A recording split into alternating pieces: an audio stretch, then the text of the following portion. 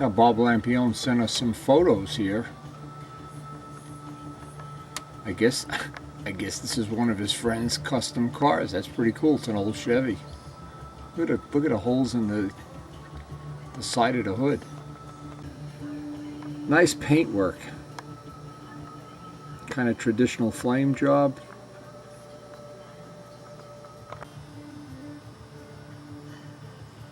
Oh, look at this, an 8-ball. Unusual. Now this is apparently the guy that did, I gotta get his name off the email. He did the pinstriping on Bob's plane. Very cool. So he does this like Walt Prey does, custom pinstriping. And of course Bob Brookins too.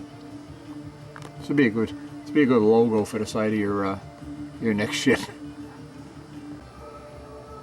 Okay, the guy is Bob Fines, and he did the pinstriping on Bob's Patternmaster graphic. Pinstriping around the graphics on my silver Patternmaster. Very cool. Now when it comes to the year 2008, 2009, this is what I'm going to remember most. I can remember the first day they dug the hole for the footing. Whoa, what memories. It's funny, once you have an adventure like this happen, your life's never the same.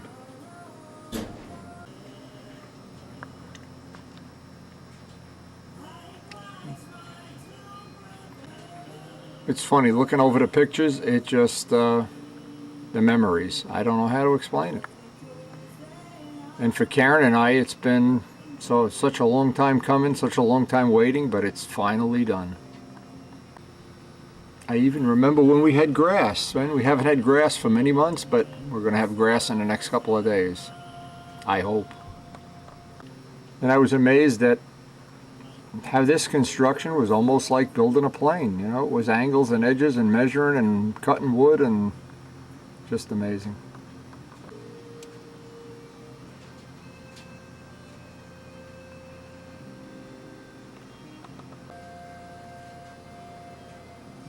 And it, you know, when I look back at it, it sounds or it feels like it was 100 years ago, and yet it was only a few months ago. We were just where we are right here. Amazing how time flies by. And until you go through one of these adventures, you just never know. You really don't even know what a real adventure is. This is, or has been, a great adventure. And part of me feels sorry for people that never have an adventure in their life, that they live in a cloistered environment where everything's safe and everything makes sense. There's just no substitute for a great adventure in life. And I remember piles of junk, just endless piles of junk every day. But it was like watching a child grow up, watching every step of the way as it came to fruition. And now that we even have the lawn furniture on there, and I've painting all that trim, oh my God. And I think of that. And every night I'd run out in front of the place and shoot a few pictures and shoot some video and just wonder, was it ever going to be over? I wish I could have looked into the future and seen today. Going out there and having a cup of coffee on that deck in the morning is just like being in heaven.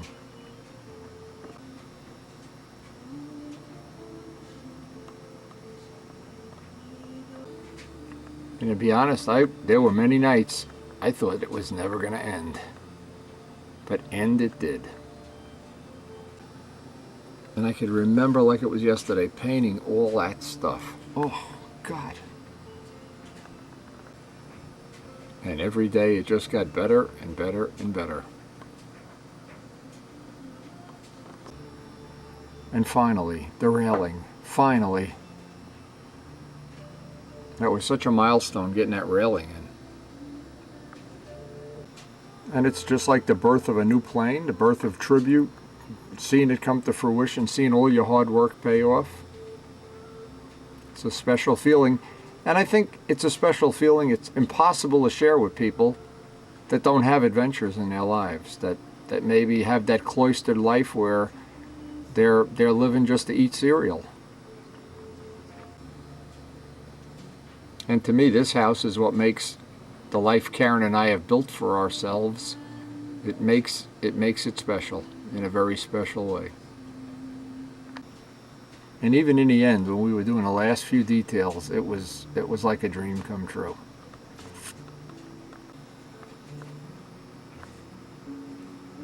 And now that that adventure is behind us, there's other adventures yet to be lived, and we're going to start living them as of today.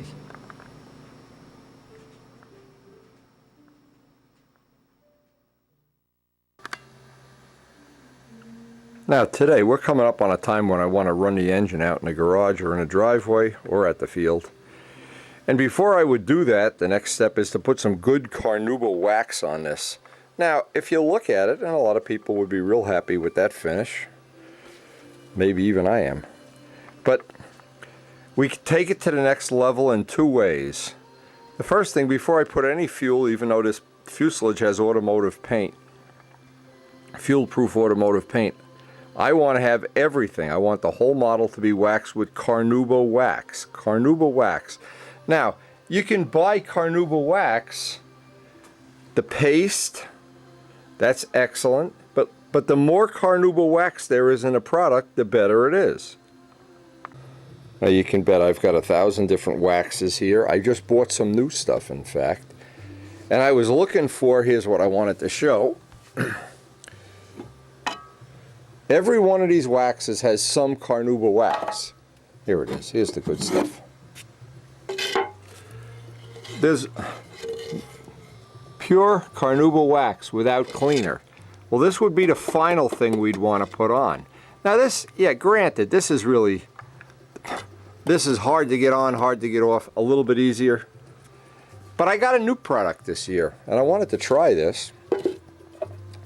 Now, I've been down at the motorcycle shop many times, and some of the guys that have these custom painted motorcycles have been telling me about this product. Yeah, I've already had this in stock, so we can put this over here. And I wanted to see if this was going to be, it's actually a 3-step process, but since we've already got this cleaned up, there's a cleaner wax that's got a little bit of a compound in it, and then deep crystal carnauba wax. Now I want to give this a try. Either way, the thing I want to have on the model before I put fuel in it is carnauba wax. Now from that point on, yeah, you can put that quick detailer on. We've got some of that stuff here. This stuff is good too. Quick detailer is fine. Now, but a lot of people don't really understand how important it is. This paint is about a month old, maybe a little more. And I don't want, and it's of course it's got a relatively nice shine from being buffed out. But the wax protects it, and the wax also takes it to the next level, to where you really just go, whoa. Now what I'm doing, and this was at, well, let me back this story up a little bit. When I used to paint motorcycles as a side job, we always did acrylic lacquer. We did almost all acrylic lacquer, very little Imron. Imron was not really the vogue thing back then. Lacquer was the thing, buffed out lacquer.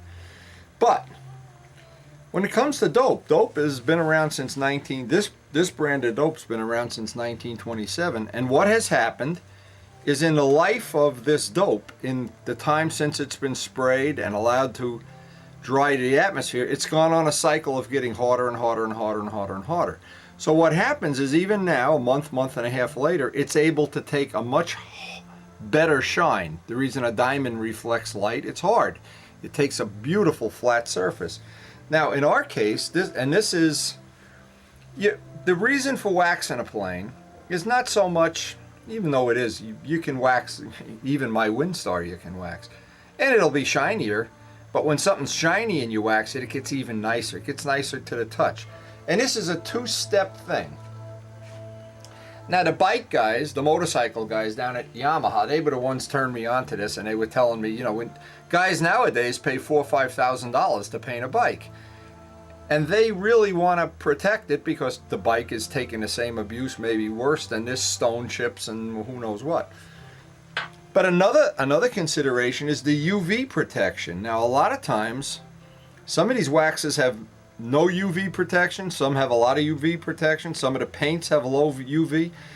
When you see somebody that's put 100 hours into the finish and they go out and get raw fuel stains on it, one of the things if you're using, and we use 10% nitro because that's what the Rojets seem to run best on, but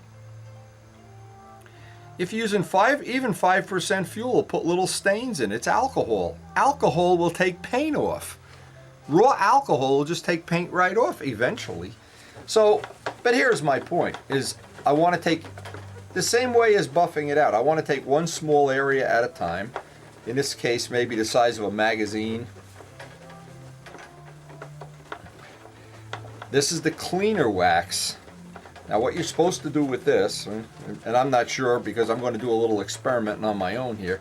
I always like to do one little panel. Just get a feel for how this product is working.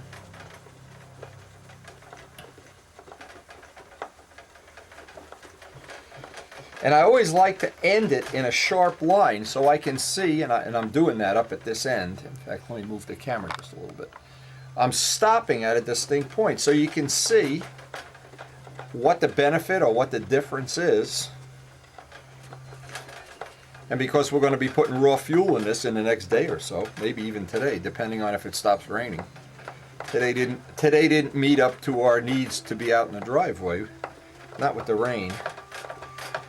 And I'm still waiting for John DeTavio to get back from Maryland so he can do that little carpet job we have out there. But that now would sit for a minute. And while it's sitting, let me explain another thing. And this is a Kent Ticer tip. These are microfibers. Microfibers you can buy in any AutoZone, Pep Boys. Let's see if they have a little brand name. Now what I found is I found a pack of 100 of them for a little under $50. So, and I use these on the motorcycle, I use them on a car, use them in a job, use them for a lot of things. But the absolute best thing is a brand new one for waxing a model. Now the other thing, when you put these in the laundry, never put them in with your socks and underwear because they tend to pull all the lint off of everything. This looks like it would be dry now. Now the one thing you notice right away when you wax something, it feels different. It has a totally different, unique feel. And I don't know if you can see the difference. Because a good quality wax, these waxes are like $10, $12 each. Once that's supposedly step 2. Step 1 is actually cleaning the paint with buffing compound. Even at this point in time, I can see the difference from where one wax ends and one doesn't. And it's dramatic. In this case, let me show it up without taking the camera off, without shutting it off. If you can, and I'm not sure you can, let me try to get the lighting different. You can actually see, let's see if we can see. My test is always, can I see my reflection in the paint? And of course you can up here, but not quite as good. And you certainly always, in a test, you never have to worry. You can wax something in the dark. You can just put you can feel. I can feel exactly here. There's friction, and over here it's like it's much nicer feeling. Now, once that dries and once it's buffed off, step 2. Now, another little tip, if you're not really aware of how this works. When you see a product, any product, this is the Meguiar's Deep Crystal, and it says shake well, there's a reason. The reason with waxes, some of the chemicals fall to the bottom, and you could be waxing and putting all this effort in and not have some of the good chemicals that are doing the work.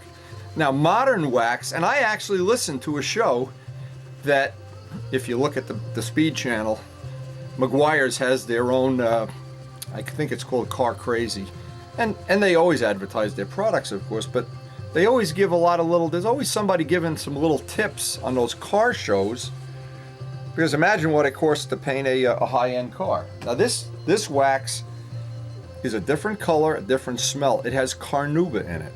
This is the material we want to wax. The other one was just really a prep to get rid of scratches. This is what we want to use, and we want to have a good coat. I'm going to spend minimum an hour and a half and really detail this out. Not so much for that I want it to look pretty, because it looks pretty good right now, but for the protection.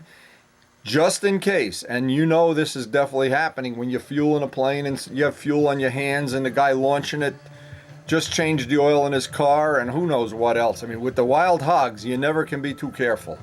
They don't exactly have tender, carefully manicured fingers either. Again, I try to be careful. A clean paper towel each time because I don't want to pick up dust and dirt. I don't want to have a rag. The worst thing is a rag that's just, you've just gone over something that picked up some grit and now you're buffing it in. You want a clean, or just keep throwing a clean piece of toweling away. In my case, Bounty paper towels seem to be the material of choice. Now when I'm putting on carnauba, I'm not trying to buff things out. What I'm trying to do is get an even coat of wax on. And by the way, if all else fails, one of the waxes that works real good is the release agent wax that we use in molding. The only problem is that wax is really expensive relative to even Meguiar's. It's about 3 times the price because I've priced it out already. The Meguiar's is good. The guys that have show bikes and $5,000 paint jobs all seem to like this Meguiar's thing, and I'm going to, this year, put it to the test. I've kind of made a little, whatever you want to do, that, whatever you want to call it, that I want it, and the reason is because I'm going to be getting a very expensive motorcycle, and I'll be spending a whole day waxing that. And part of my enjoyment of motorcycling is getting up early in the morning and going out there and polishing it and getting all the little Q-tips around the little spokes and stuff like that. It's just part of the joy. See, to me, part of the joy of owning an aeroplane, a model plane, is just what I'm doing right now. This is a very rewarding part of model airplane ownership. Now, this has to dry, of course. And I'm going to do one little spot at a time. While this is drying, I'll go wax up some other part. But it's always good to, just what they say, to wax it till it's a haze. Now the rain today has kind of changed our plan. This wasn't going to be step one today. I had other things to do on my get ready for the flying season list, but this is nice and relaxing. This is actually a nice thing to do first thing in the morning. Now, when I go to microfiber this off, I'm not grinding away. I'm wiping haze off. Especially when I've waxed a motorcycle, say, where it's a lot of intricate parts, just like a plane. It's an investment in time, but boy, the feel on that is just unbelievable. And it's not only the looking at it part, it's the way the light reflects off it. And most of all, in my case, what I really enjoy is the feel. When I take the plane out of the car and I pick it up and just wipe it off, oh, I love that. That to me is one of the reasons that I've made a major part of my life's work, building and finishing model planes. I just love that finish. That is one of the reasons for doing this. And of course, it's the same thing. The motorcycle I already have, the motorcycle I hope to get in the next couple of weeks.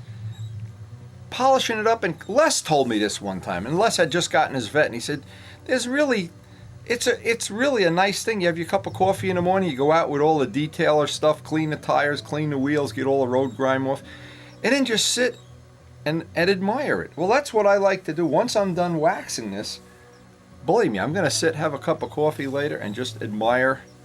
And I'll do the rest of this off camera because this is going to be a labor of love. But this is really the final step before we can actually do the one final story. I gotta mention this. Jimmy Casale, and I love Jimmy Casale. He was fun to fly with. He had an idea in his mind, and I don't know how this happened, and I don't even know if it's true, because even if it's true, I don't care. He said one time he was fanatical about making a plane very light. And what he'd do is, when he'd go to appearance judge and he'd wax the plane, then he'd run back to the room and close the door and Windex all the wax off. Windex takes the wax off. And I said, why do you do that? He says, the wax weighs. The wax weighs. I said, how much does it weigh? He couldn't tell me. It weighs. It's on there. It's extra. He doesn't need it. Now, I thought I was just thinking, there's no way I'm taking the wax off my plane. It's staying waxed.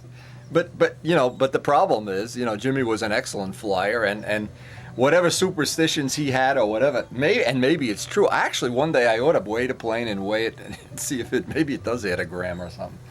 But even if it does, I don't care, because this is the part of modeling I love. And just sitting here admiring my work and hanging it on a wall, taking it out in the driveway and doing photo shoots and stuff. That's, to me, that's the whole reason for doing this. Now here are the two products we're going to use this year as our test. The two of them was a little over $24, and some places that I've seen them advertised, they have a third one. The third one is a buffing compound. Like it has, I don't think that's something I need. But these two, and especially this one, these are the top of the line waxes that the custom motorcycle guys are using. So I'm going to think if I can use them in this, and there's got to be a good chance it's going to work on Brodak dope too. We're sure going to find out. And certainly where I've already done this, I mean, I can see it, not only see it, I can just feel it. Right here is the line, right here, where it goes from being really shiny to, I don't know, maybe you can't even see it on a video, I don't know. But this, I would highly recommend, before you put any fuel in a plane, put some kind of carnauba wax on it. And wait as long as possible to put the wax on. Don't put it on the day you buff the plane out. That's two absolutely good tips for everybody.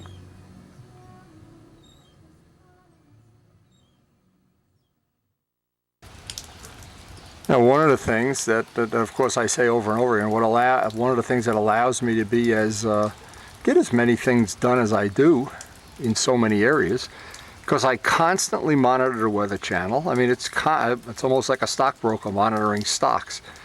I check the Weather Channel, and I always try to plan 1 or 2 or 3 days ahead. When I know I'm going to get a rainy day like this, I try to line up all the projects that normally would be done on a rainy day. And the wax, it took me over an hour, but boy, that came out great. Would not want to be losing a flying day, be down there. I like to be outside when the weather's nice, and I like to be inside when it's like today. Now another thing, because it's a rainy day, we had a couple things happen. Paul Winter is in town. He wanted to stop by, and I don't know if, again, it's because it's raining, it'd be inconvenient to do any carpeting work. John may not even want to do it. I haven't heard from him yet. So rather than waste any time, we know we got one cowl pull out already. And what I thought I'd do, rather than waste any time, get set up here while I'm waiting for this company to arrive. And I'm not sure they're going to call me back, but I also found out that Billy Sargent and Brian both have Monday off, and the landscapers are going to be here Monday, the day after Easter. So we got to get geared up. We're going to set up the plane for Billy. Brian's going to donate a motor. He's got a couple of spare motors we can kind of sneak around with. Now the thing is, as I get started, here comes the phone already. Look at this. Haven't even started. Now I know when I prep up the material, I need to make the pieces for the S-glass. See, I can look in here and see the joints and see where I want to make them. I want a little more of an overlap on the joints. And there's no point putting a whole layup on camera, but what is important to know now is we know these are just a little bit too small. So what I do is just add maybe a 3/8 of an inch to each one.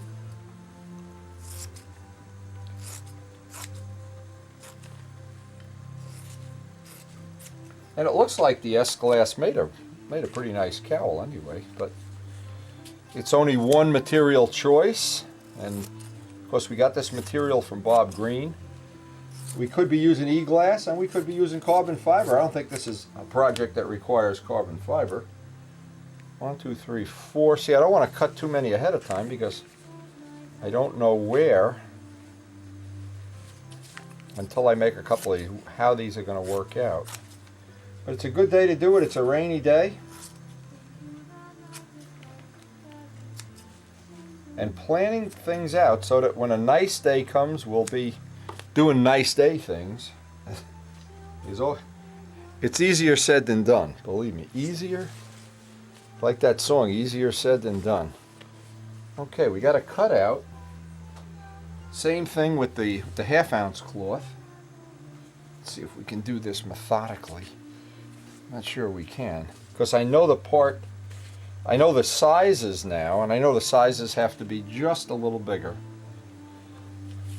And what happens if you don't put the lightweight cloth in, what just can be a problem is you don't get that nice, relatively nice surface. But we'll make these even bigger, so there's no way we have a problem with this. And again, just making the pieces bigger and bigger and bigger. Once you know how big they have to be, the rest of it is just deciding. In other words, in this case, we could use other resins, we could use other material, but I think this is going to be pretty close to what John's going to want.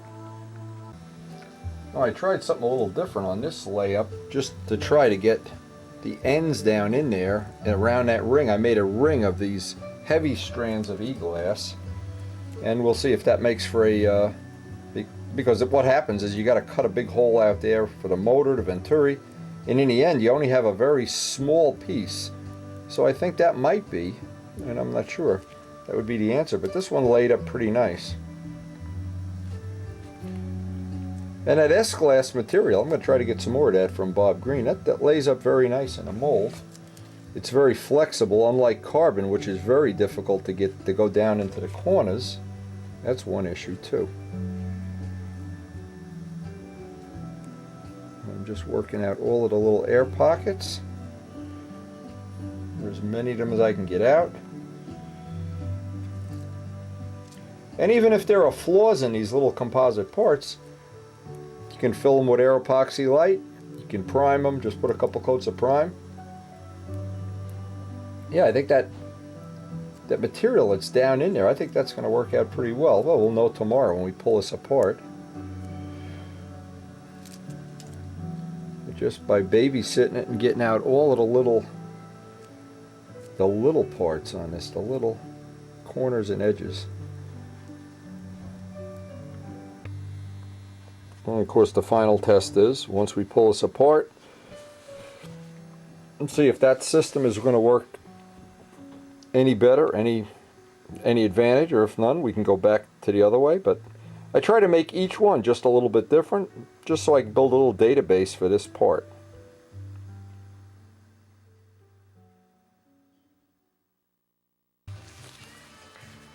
Now, because of this intense rainy day, I thought I'd prep the mold up.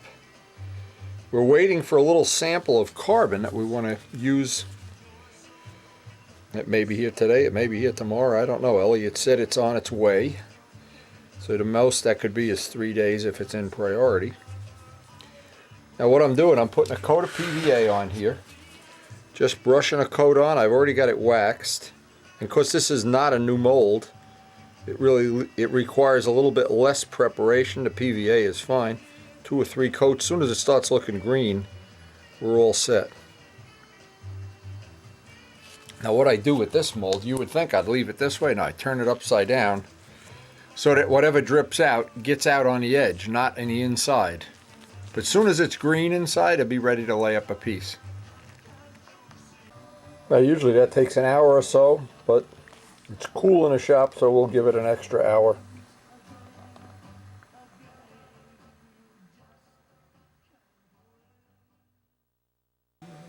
Now while we're waiting for other material, what happened? You see how this material bunches up in the front here? We've had heavier material. We've tried making these with several different kinds of material. And this didn't set just right. It doesn't set right up in the end either, which I wasn't happy about. And I had tried a lot of different ways of doing this. And what happens is they all require, at the end of it, they all require a lot of hand finishing. And what I was looking for, and if we get this real tight weave material, I'll be able to taper it right down, right to the very end, which I hope is going to happen. And these are just some of the ones we have that they all need to be hand finished, but of course the ones as they come out of the mold will need to be hand finished, but the point is I just want to, with better material, there'll be a lot less work to hand finish them. And since we're looking to make quite a few during this production run, I'd like to make it as low labor intensive as possible.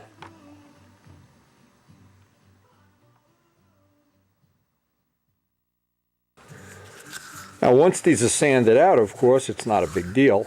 Now there's a couple of tricks you can do whenever you're sanding a carbon part. If you break through, you can just hit some thin CA on it. But you can see if you look down in a cone, it doesn't sit all the way down in a cone just the way it should. That's why I think the thinner, tighter weave material is going to make a much nicer, more uniform part. But it can. Again, if the sample comes this afternoon later, and you never know with our post office. But this is one of our next projects, and we want to make some extra ones. And we want to make, of course, a 3 and a 4 and a whatever for all of the planes in our Air Force. And pretty much all the planes except for the big SpitFire use this spinner. So having a nice assortment of them and having the ability to make new cones is a big asset. Now another thing that we had tried is we made, Dave I think made this, I don't remember if I made it or Dave made it. We made a rubber plug that once we put this in a mold and it's in a wet layup, this presses it in and gives it a little more uniform shape. Maybe not, I don't know. Doesn't really matter because no matter what, there's going to be some cutting of the prop blades. We've got to cut the hole in the front, and we need to get the tips before we can cut the hole anyway. So we still are not, and we need the back plates, of course. And then we need to know, of course, we'll make a pattern for a 2-blade and a 3-blade so we can replicate it. And I'm guessing to make a pattern for a 14.5 rev up and for a door and 3-blade will be the only two that we really need.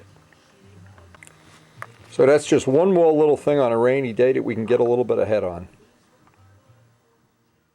while the raindrops are falling. Go.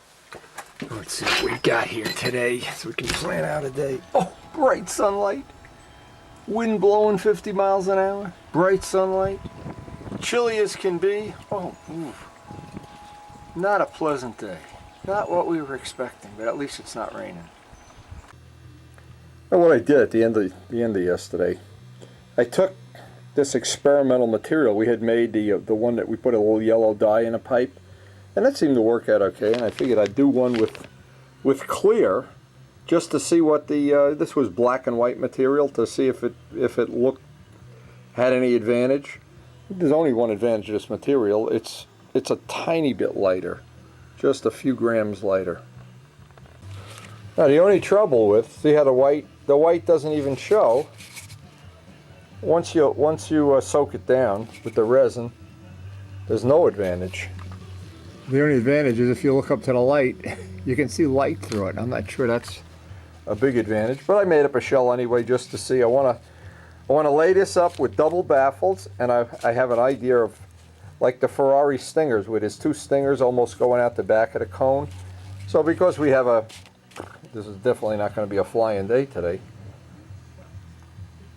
I want to get this started.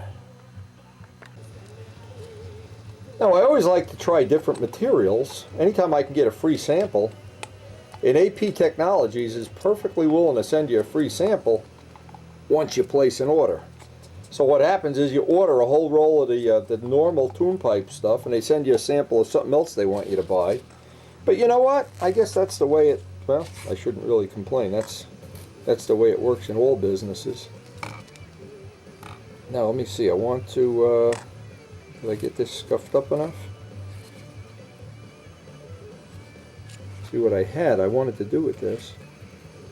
I wanted to scuff that up a little more.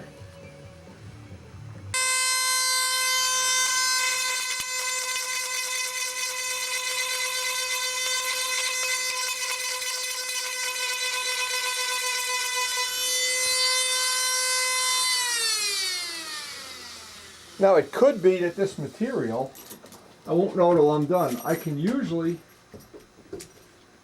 and I know Richard Oliver wants one this year too, I can always, if I have to, I can make super light pipes. Super light pipes means I only put 2 coats of resin on instead of 3. And we trade away maybe some of the longevity, maybe they're only going to last a year or 2, I don't know. They certainly last a season, but when I put that 3rd coat on, then you pretty much, at least my experience is, then they last forever, which is nice. Now, I don't know that this is going to work the way I expect, but this is lighter material. Oh my God, let me get the phone. Let me get this one phone call already. Just amazing how quick everything has to happen, like in fast motion here. But anyway, the point I was making is, what I hope this may allow us to do in an all perfect world, we may be able to, under certain conditions, make an even lighter pipe. As an example, here's one thing I was thinking of right away. Somebody's got a model that weighs 65 ounces and they want to fly 015s. Or some other issue where they just want to get some of the weight out from behind the CG. Well, like the carbon fiber tank, this material may allow us to do that by making super light pipes. I thought this was going to show up as black and white. Now, the yellow pipe, to be honest, I thought that yellow pipe was disgusting. I didn't like it. I didn't like the look of it, but we'll keep it for a spare or for somebody that's going to want to set up a pipe plane and they're going to reach into my toolbox and borrow my spare pipe. We'll give them that one. But anyway, I like to have a couple extra spares, as always. I always want to have this be as relatively tight fit anyway. I think we can get this one more notch.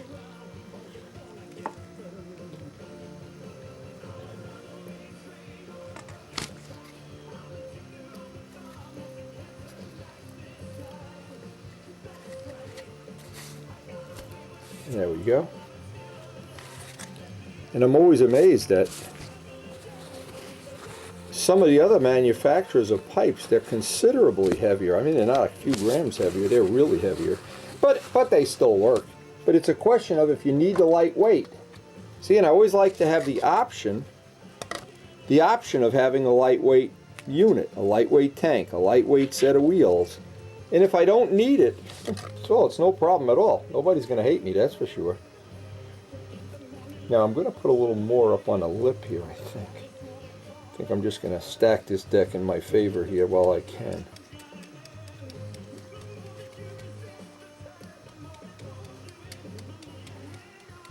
See, it's this part of the pipe that takes a tremendous beating, is right up in the front. This is the part that, if any part starts to fail in service, it's going to be right up in the front. This takes the most heat,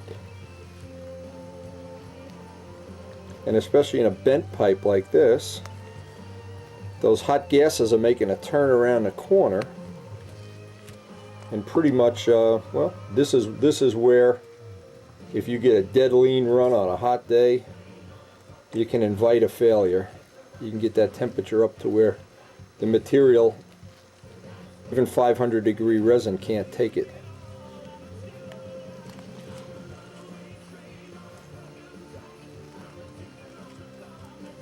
Now they also make, and a material I've been thinking about trying, they make this same tuned pipe material out of Kevlar.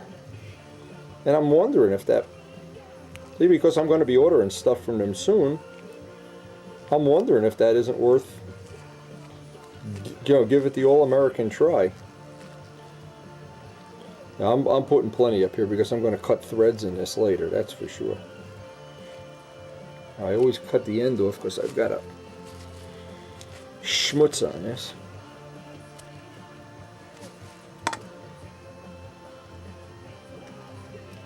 When we started making pipes back when Dave made the first couple up in his place, or first few, when we made the first ones, and we were having all kind of issues with the resin that was available at the time was only 350-degree resin, and what would happen is the engines run not far from 350 degrees. In fact, my little digital thermometer, I can record 350 intermittently. Well, the resin that we use nowadays is a much better, much more expensive too, a better quality resin, and a nice, it's really up to 500 degrees extended. It means it'll run 500 degrees all day without turning to soot and ashes. However, we have had one person, and Bill Rutherford would be the first to admit that he was the lucky one who managed to melt a tuned pipe. He didn't put enough air clearance around, and not meaning to embarrass Bill, because we love the guy, but Rather, we want to pass the information on. If you're going to have a tune pipe setup, you want to get a lot of air flowing around it on all dimensions. And you want to, at all costs, avoid a lean run on a hot day. That's the one scenario that just is going to be your biggest enemy. Now what I'm going to do, I'm using 2 baffles in this pipe. This one has to be wrapped. The first one doesn't need to be wrapped. The second one does.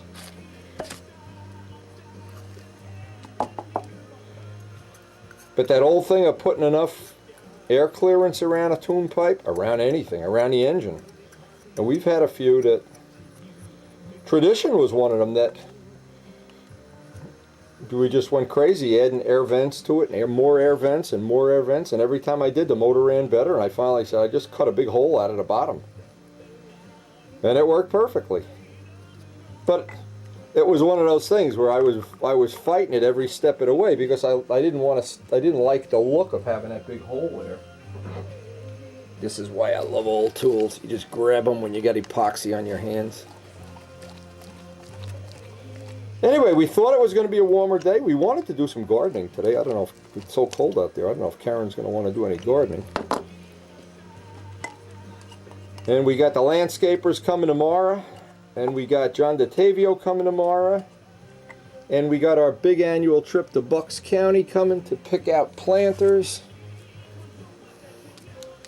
But it's good to know that we've gotten this far, this early in the season. We actually are not in bad shape.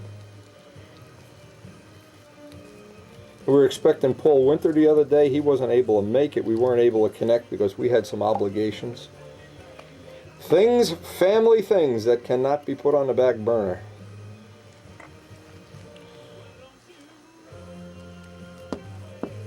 Now, this is always a pain, but doesn't even matter. We'll get it.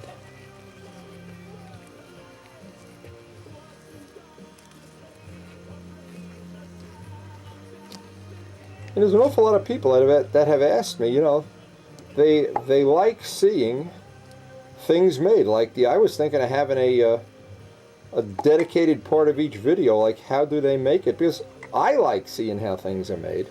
I'm not sure other people are as entertained as I am, but even if you're not, it's certainly something that it never hurts you to know how they make things.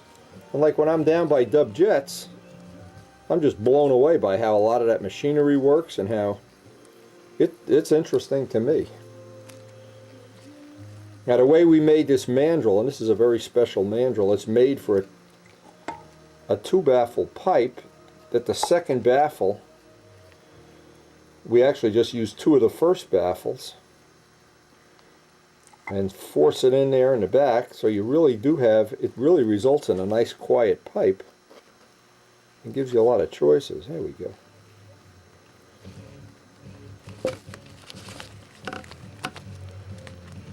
Making tune pipes is always fun. Now what I always do is just try to get that cone back in there as far as it'll go, and you can see the material oozing out. So we know we've got a really good bond there, an excellent bond. Oh yes, oh that's going to be just peachy keen. Now I need to get this off.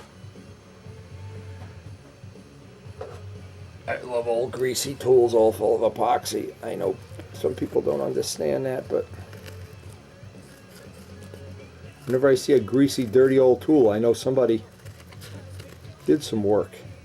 Some models came out the other end of the shop. Now what we need to do now, whatever resin's left over here, this will be the second coat of resin, but because this is lightweight material, it may absorb it.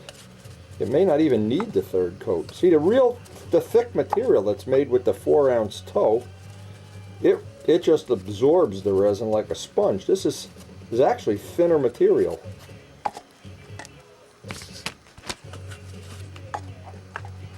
And we always like having the option of making ultralight parts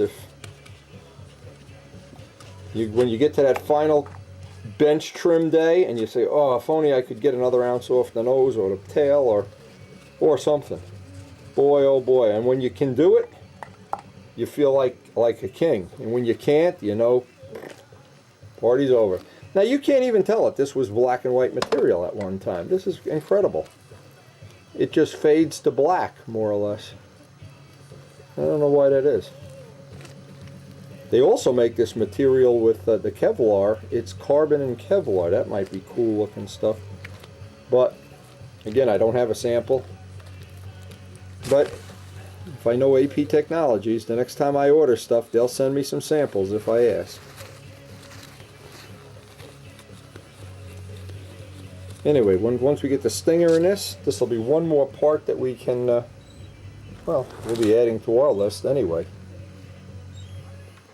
And you never have too many parts. That's especially with a brand new plane. Now the next inventory thing we want to work on, I want to get some extra spinner cones. I've got a few of the old ones, but Elliot's got some new material. I got a sample here today. And what I want to do, I want to see if this material is going to make up. See, it's a very tight weave, so we want to see how it's going to act when it gets to the front of the cone. Now this is the sample that Elliot sent. We want to see if we can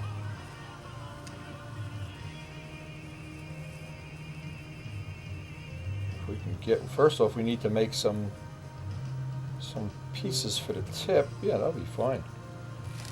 Okay, we're going to give this a shot. Get the tape off of here. See, now the advantage of this carbon, this is not normal 2-ounce carbon. This is tight weave. And it's a very special, if you hold it up to the light, it's really nice and tight. And Elliot was able to get some of this, so the first thing I'm going to have to do once I make a good part here is make a pattern for the piece that's going to go in there. And I don't know if, until I make one, if that's going to be the size and shape I want, but I'll start with, let's take a look at how this is going to play out. I need to make some little carbon pieces for the tip. Let's see if this will go all the way down.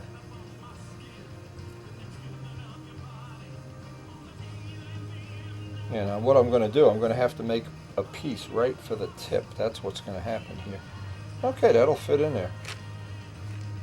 I'm just going to go get some carbon scraps, make up some little pieces I can shove down in the tip there, and we'll be ready to do a layup.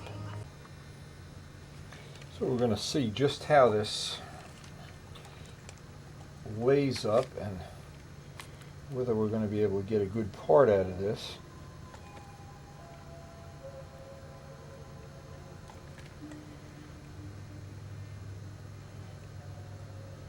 Again, the hope was that we're going to be able to make one cone a day and we'll have an accurate pattern and know just how much material to put inside. These really are nice spinners when they're all put together, and the trouble is we don't have the hardware. That's been the one piece that's been difficult so far.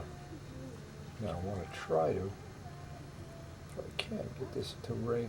See, this is the hard part. When you have carbon doesn't bend as easily as e-glass does, you've got to work it just a little bit more.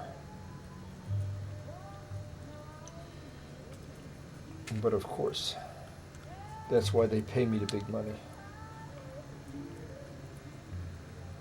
Yeah, disappointing that today wasn't a nicer day, because we do have some, we got to clean our garden beds, and I know Karen's going to want to do that this afternoon, but I thought if I could get some spare parts made instead of wasting a day just crying the blues that we don't have a better fly-in day. Now see, this is going to be a problem. We got to work this up. What I really should have had is a piece about an inch bigger. Would have been a lot nicer.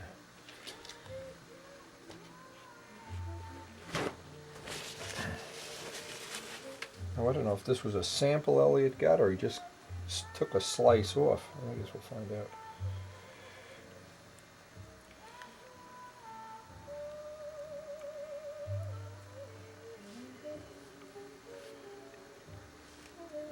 Anytime you're working with aluminum tooling, aluminum is always choice one, always the most expensive though. Dave Midgley made this tool up years ago. when these carbon spinners became totally unavailable from Poland and other sources that we were getting them from.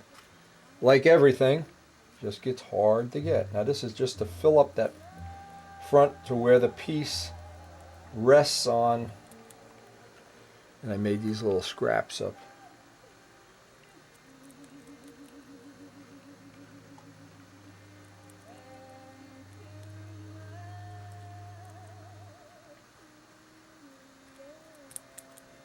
I want them to get all the way down in there.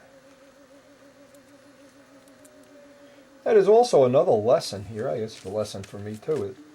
When you have a day that you're disappointed in the weather, it doesn't mean you can't make some use of it. Something that can be put to good use later on. And since we need to have several of these, we actually should get a couple more spares for the red planes too. So I have some painted yellow, some painted red.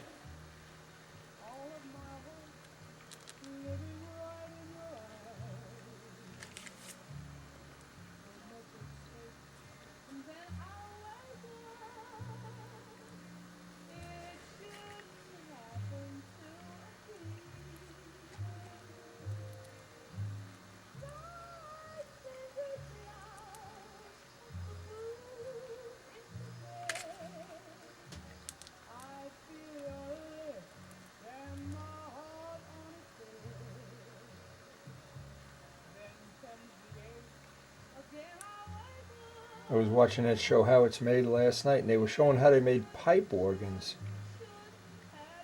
And believe it or not, when I was a kid, I sang in a choir in our local church, and I was mesmerized by the pipe organ that we had in the church. I used to look at it and say, wow, pretty cool instrument. But how they make it, and each one is handmade and hand-tuned. Amazing. Amazing stuff. I love to know how things are made. You wish there was more shows like that on TV and less, I don't know what the right word is, these sitcoms where, I'm not even sure what the purpose of them is to make you laugh at the people or with them or what. Sometimes it's hard to tell which is what they're trying to accomplish. You gotta watch intelligent things like the Speed Channel, motorcycle racing. The races are on this afternoon. In fact, I gotta tape them. But anyway, we are gonna have some parts to pull out of the mold tomorrow. In fact, we could pull the number 2 cowling out today. That should be ready to pull out and get a look at that, as long as we're gonna do some make a mess and have the gloves on all morning.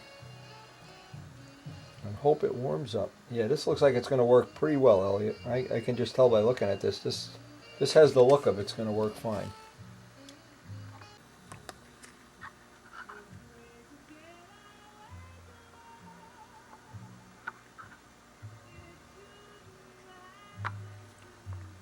Yeah, I think that material is going to make a nice part. We'll see when we pull it out tomorrow.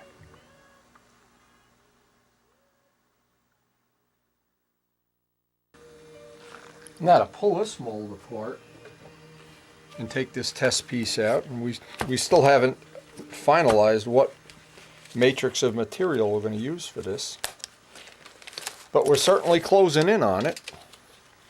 And the one thing that happens with all of these molds is each piece you make, you just get a little more familiar with the mold itself and how it lays up and what's involved in taking it apart, even when the parts don't really want to come out the way they. The advantage of a rubber mold is you almost never have a catastrophic lockup where you don't get anything out. When you have hard molds and you don't have the proper release on it, a lot of times you get to this point and you can't get the part out at all, period. In this case, I think this is going to be pretty reliable anyway. The design of this mold, the coffee can mold,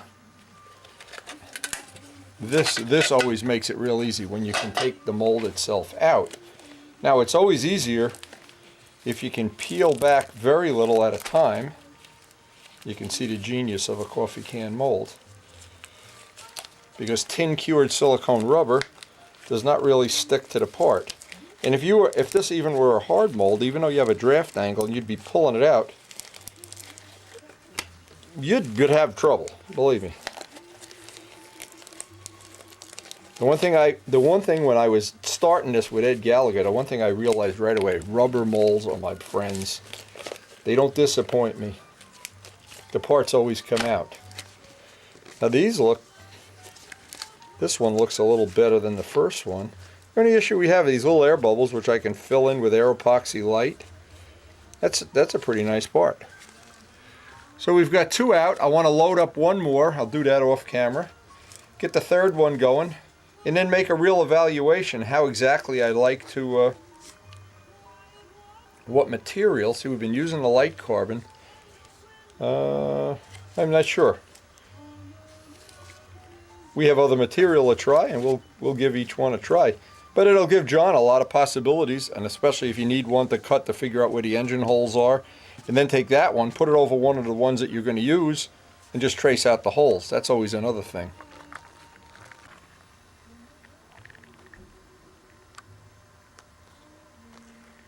So far, we'll see when we get a couple more parts made up, what the final result is going to be, what material, what resin system is going to work the best. And we'll have a lot to choose from very soon. Working on her nest. She's aggressively working on her nest, or his nest. Now today's part of this project, even though the wind is blowing us away, we have some special paint we want to try painting, see if we can paint some of these pots black. Karen's got some ideas that she wants to, well, we got to rake the beds out because the landscapers will be here tomorrow to put the mulch down. And we want to see if we can mainly get these pots painted. And in our town, everything has to be up to a certain code. We have to put them in paper bags, and it's a little bit of a pain in the neck, but it'd be interesting to see if these pots hold a good coat of paint. Well, we found out one thing. It takes 12 coats of Rust-Oleum to paint a flower pot, or more. We found out that there was so much stuff in the beds. How much stuff was in the beds? What we got? We're on a 6th bag? Holy mackerel. And tomorrow is carpeting day, among other things, landscaping day. I can't believe these flower pots just absorb the paint like a sponge. Well, we toughed it out, worked to the end of the day, got everything done, but tomorrow's the big landscaping day, the big garage day. And Billy Sargent's supposed to come over, so we got a full plate for tomorrow. And I just hope the weather gets better every day.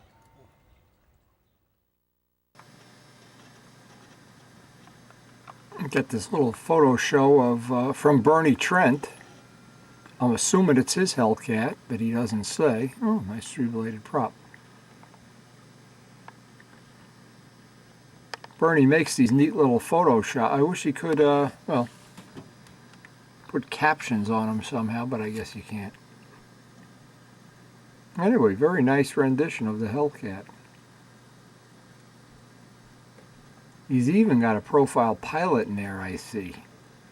I'm assuming this is a Brodak kit, but I'm not sure. Okay, again, because it doesn't say. Oh yeah, he's got Pete Klepsik in the cockpit. Hey, Pete. Very cool. Nice, neat engine installation. There's Pete Klepsik's better side.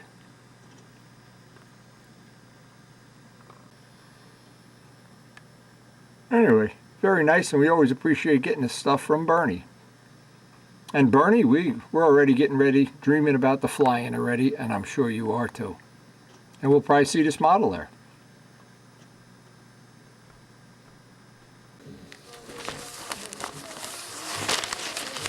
Now, one of the things, today's going to be a crazy day. Karen just got the phone. We got several things going on at the same time, but while I'm waiting for some action to happen. Okay. Okay, that was Brian. Brian's on his way over with some motors for Billy. One other thing, Billy Sargent's going to get his plane set up today. The landscapers are supposed to be here. That remains to be seen.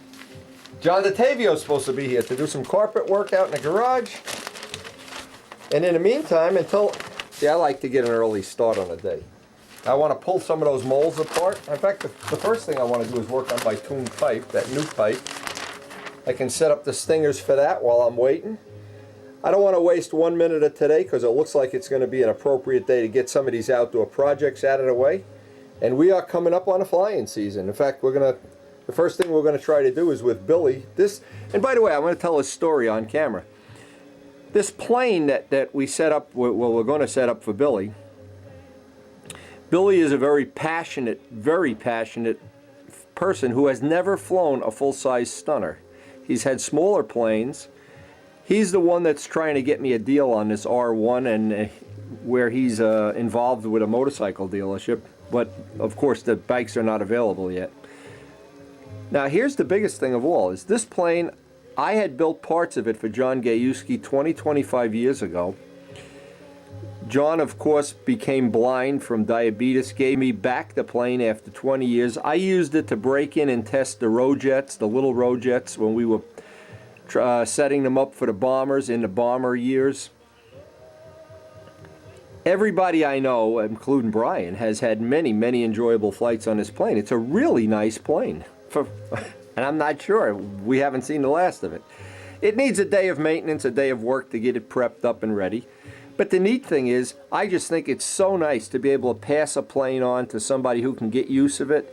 Now for Billy, Billy's going to be one of the wild hogs this year if all goes right, and be joining us for these morning flying sessions. And to go from flying smaller half-A type planes to a bigger plane, I'm sure is going to be an enormous thrill for him.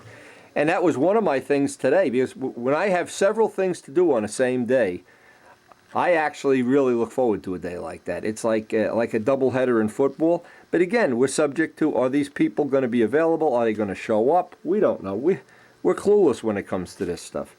But I know one thing for sure, all those molds have dried up nicely, and whatever I can get done over there, I'll be one step ahead on the molds.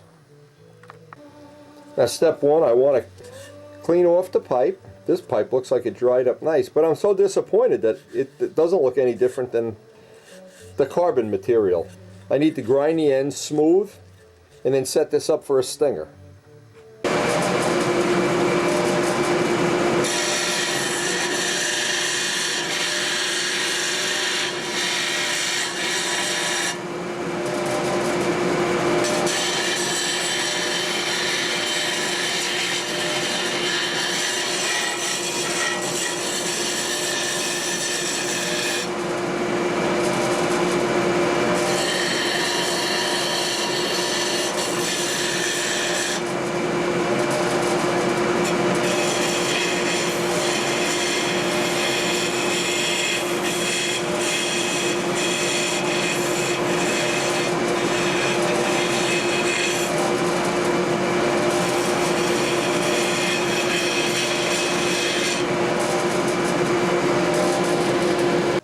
Now, because this is an experimental part, I'm going to try to make the next coat of resin. Well, we're going to find out. You know, what I want is, I don't want it to be super smooth, like as if it were polished, but I don't want to have it be super rough either. I want somewhere in between.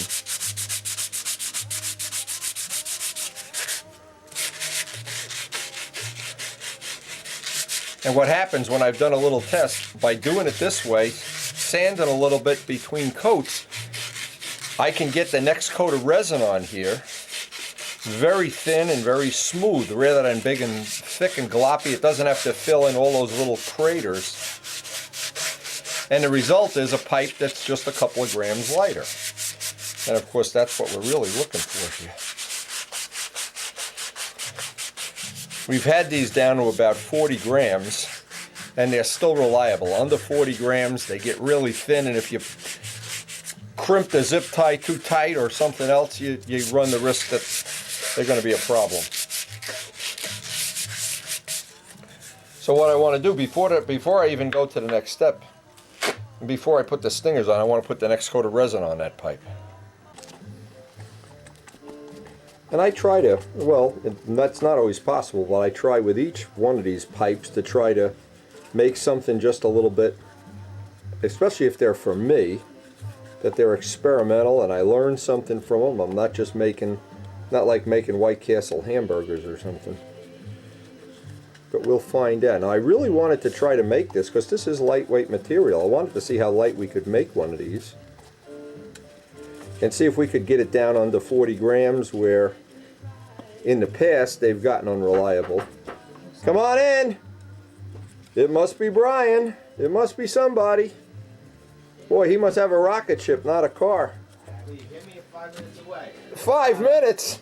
I thought you... The house looks stunning. Hey, the house looks stunning. Yeah. Where were you when it came time to lay those bricks? You know Well, what? some friend you are. You're glad you were far away. Oh, yeah, you're glad you're in Pennsylvania, huh? I don't think I would have survived. You got Billy's motor there? All right. Just let me, I'm doing a pipe. Real good. I mean, I haven't seen it. Other I saw the porch on there, but I didn't see. They're supposed to landscape today and The bought it. backyard looks huge now compared. Yeah, to doesn't that. it? The landscaper should be here shortly. They're gonna put in a lawn today and some Yeah. shrubs. I'll bet we could fly a half A in the backyard. I bet, like Larry could put Yeah, your short neighbors- lines on your one of those. neighbors would love that. Yeah, I'm the police would love it too. Yeah, I don't think so, honey. I didn't know what time anybody's going to get here, so I figured I'd get an early start. You know, time is money I'm when up, you're. I'm off today. I'm up, Well, this is good because Billy's off on Monday too. So maybe if you guys have the same day off, we could learn how to fly. Not so How's sure your about family, that. Brian? Say again. How's your family? Good. Everybody's good? Good. All right, so it looks like we have Everybody's good. step one. We have a motor. My daughter should be coming home in a week or two. Oh, Step it's almost one. done. To me, I like the colors. I've always been a yellow. Are you always off on Monday now? No. Or this is just a rare Every thing? fourth week. It's got that. I work a Saturday. So. It looks a little bit like a chickie, which is like of course what it's supposed to.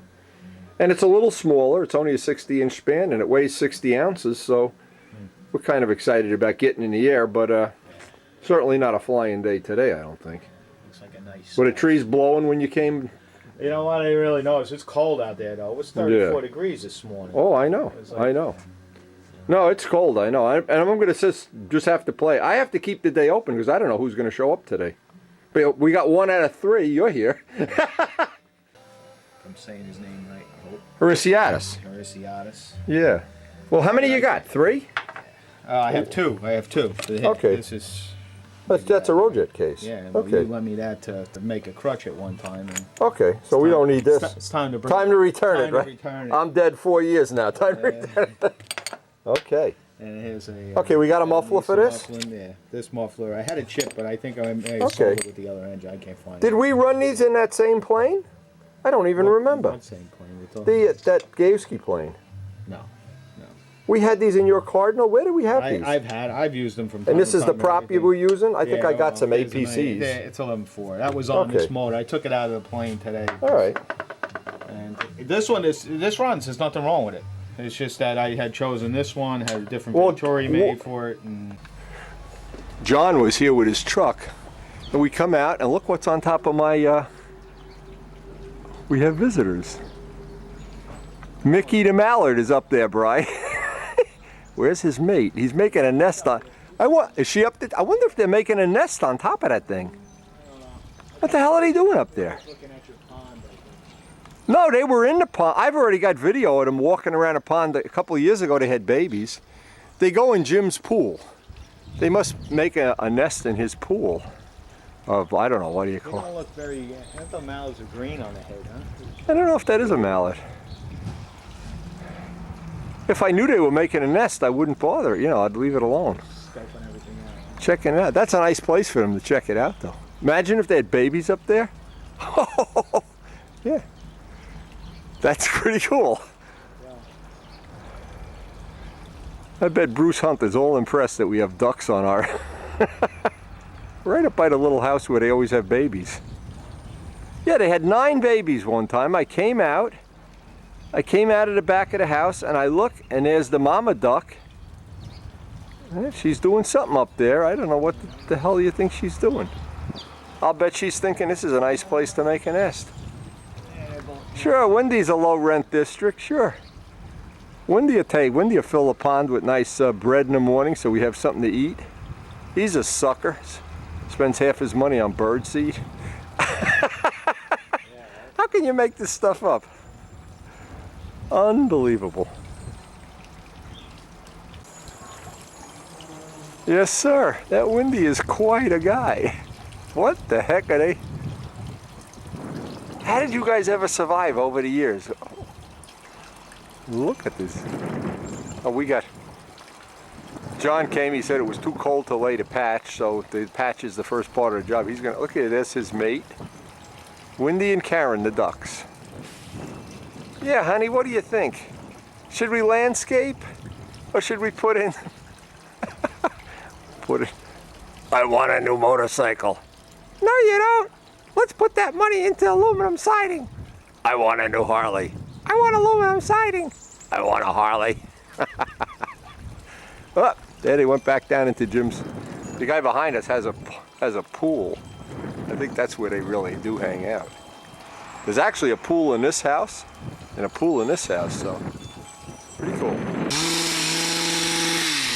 So they're gonna start laying out. Karen's in supervision here today. And I gotta move the cars so they can bring the big truck in. So we're starting on here. Karen's in management today. She worked all day yesterday cleaning beds, and she said now it's the day to be in management.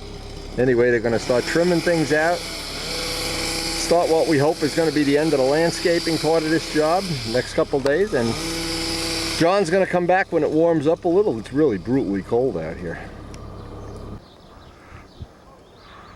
Oh, this is the part, well, here comes the truck at last. And Karen, as you can imagine, excited. They're gonna lay out the plants however she wants, doing her design thing. Here comes the topsoil.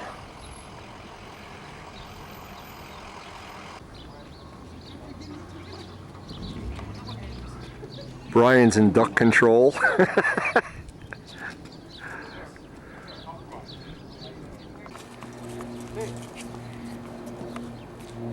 Is that a weeping cherry, Care? Weeping cherry. Yeah.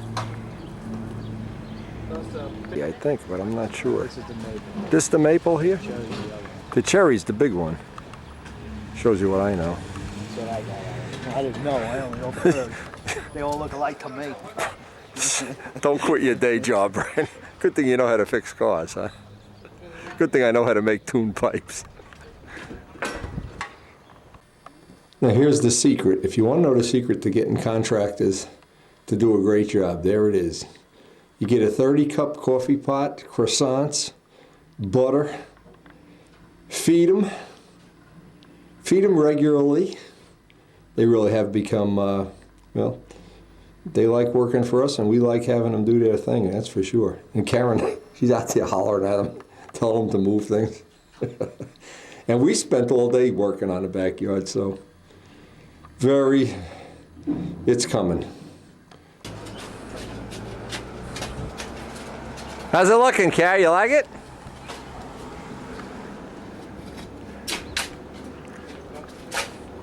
And how many hours I put into these decorations. Oh my God.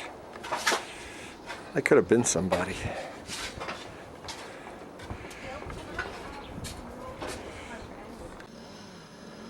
Oh, they're cutting and trim. See, we did all this yesterday. We just get the big junk out of the way. They're doing a final trimming on the bushes and shrubs and cleaning everything up. Beautiful.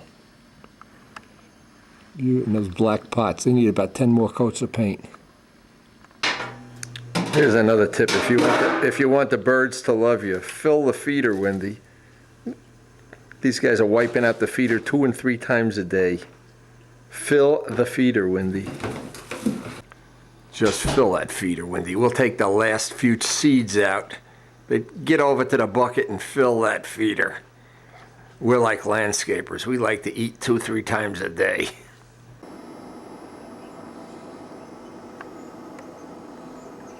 No kidding. What kind of plane is this? It's a Ringmaster. This is a, oh sure, right here. It's the biggest plane I ever built. So what we're trying to do, Karen, is set him up with some spare parts, some spare props, and we're going to set John Gajewski's plane up. I got the motor from Brian, and this one he When I needs... started this, I thought I was the only person on the planet still doing Oh, this. no kidding. Yeah. You know what? He needs an AMA number. No, you applied for your license already? Yeah. Okay. Okay. When you get it, we'll just put the number on. Now we're going to set up the other plane here, and I want to get him a toolbox with a spare of everything. Okay. Okay, now one blade will be lower than the other. Just take a little material off the back. The low blade. Yeah. Here. Just take a... These are close, but you want to get in the habit of everything being as close as possible. Mm-hmm. You don't have to worry about messing up the shop. When we're done, we vacuum up. Boy. Oh, here's the man. This is Kent. Is this Kent? I gotta see. We're at Brodex already. I don't know if that's Kent or not. Or shall we say an Italian job? We want to be politically correct here. An Italian job. Who the hell cares? Ah, stop crying. We'll be flying a week from now. That's right, that's what we should be flying. And I know a guy that's going to make it happen, baby. You know who you can depend on when the chips are down, right? Not No, me. I left the goddamn. I What? left the knee pads at home. I got knee pads. You have a pair? Sure, of course. What the hell do you think? I'm a sissy? There too much because we had dinner. Where was it? By the hobby shop? No, over near the high school. I think Oh. it was real somewheres out there. Who the hell knows? It's so long ago I can't remember. John, no Karen jokes. No Karen jokes. The GC is here. Uh-oh. She looks mean today. She has that bad to the bone look. Hi, Karen. How are you? How you doing, John? All right, hon. Doing good. You want coffee, John? No. I just want to get the float on the first one because the second pass over it will fix it right up. But you got to get that first pass. How long does this take to kick off? An hour. An hour? Okay. It's chemical set. Hey, you sure you don't want me to stop mixing some of this? Nope. You There's only understand? so much you can handle Okay. at one time. Okay. And when you got a job like this, you know what? Just remember, you're wearing my knee You wanna get pads. ahead of it. You got to make me Once proud. you start setting, Yeah, I you know. lose it. Yeah, I know. Give me that bag. I'll get rid of that bag.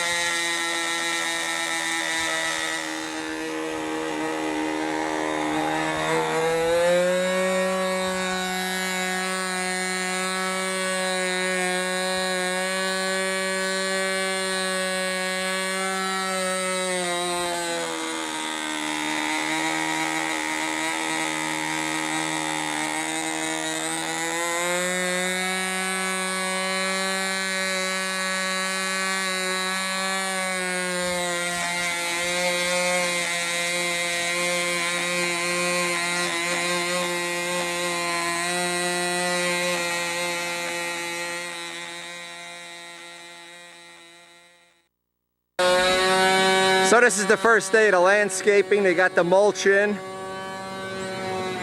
Basically trimmed all the hedges. John's working on the floor.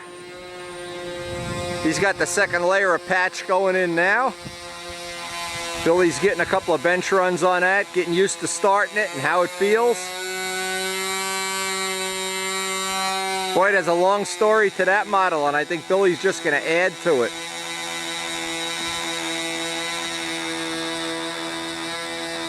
Level 2 going in now. And maybe tonight or tomorrow, the carpeting. We'll see what John feels like doing, but the only downside, these guys that were working here today, they got a lot of stuff in a pond, and because this stuff has dye on it, I'm not so sure it's not going to hurt the fish. So I've been scraping a pond out, trying to get as much of it out as I can. Oh yeah, John's ready. None of this in the cold. You're never cold when John's around. What's that big thing that Mike has that we used it at the field? It's like, I don't know, it took the tar right off the field. There it is. That's what I like. Uh-oh, here comes Karen. No Karen jokes. The supervisor's here with the coffee. We're just not having any fun today. Yeah, don't put the gasoline. Billy's smart, moves the gasoline. Both. Oh no, John wants milk. I get Windy Cream. Billy's having a Budweiser. He says, I love landscaping. I love landscapers. When there's landscapers, that's a mama too. That's a female. How do you know? She's thinking there's worms Wendy there. makes it up as he goes along. There's, What's your line, Wendy? there's worms. Never let the She's kids- wearing a bra. Why would a man, Robin, wear a bra? Tell me. They call him Torch Man. This could be dangerous. This could really be dangerous. I hope the fire department's in a good mood today. And as the sun sets in the west, John D finishes the second coat of patch. The floor looks like it was made in the Vatican. Oh man. Aren't you proud to be an American? Look at this. Holy man. Looks good, John. Who said he needs a new garage? You ever have a plan? Well, last night at the end of the night, because it was starting to rain, we had to bring the rug in, but a lot of the other stuff is still outside getting wet. It's not supposed to rain today, and John's on his way over here, so we're going to see if we can get the rug in today, and they're going to, even if it's raining, they're going to do the sod. And we're getting ready to go flying. We have a target date. Rich Jacobone is psyched. Billy is psyched. John is psyched. And we want to get down to the flying field sooner or later this week. And needless to say, Karen is just thrilled with the way the landscaping job is coming out.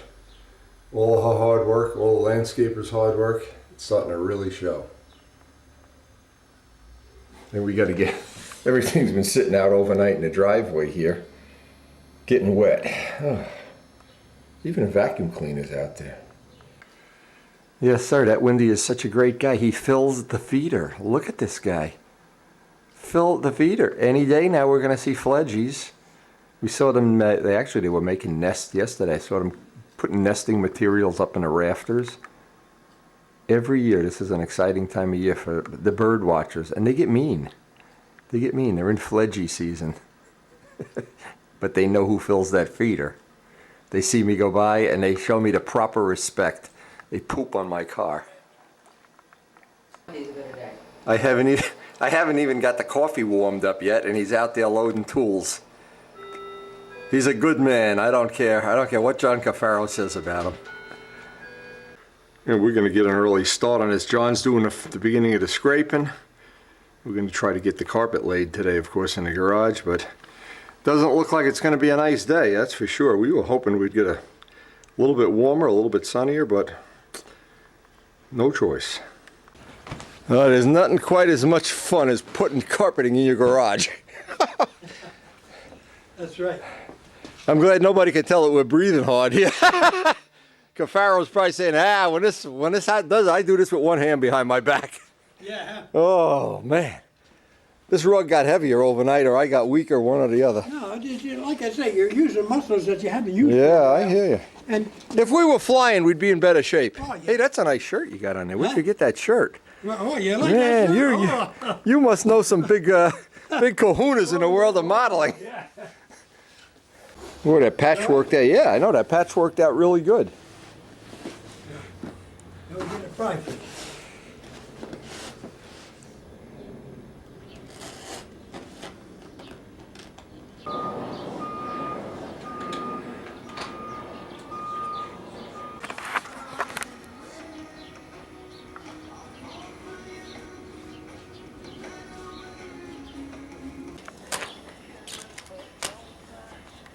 To move now. Contact cement, I love it. The smell is great, by the way. Smell is great, isn't it? Oh yeah, yeah. That's got an odoriferous odor there, When we baby. use this in the bank, you cannot believe the trouble we had. Watch, your one knee is already Yeah, in it. no, it's already in it. Yeah. Get that wet rag over there. Just. Yeah, you have no choice, right? You have no Guys choice. didn't show up. We gotta fill in. Blah blah blah.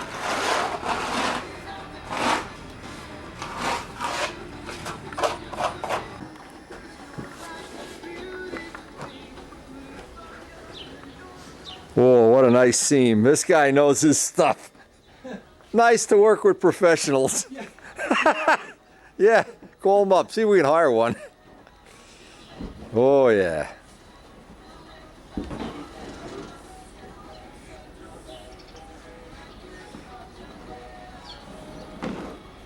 Now, you want me to stomp this down a little bit? No, don't do nothing. Nothing? No. Don't even touch it.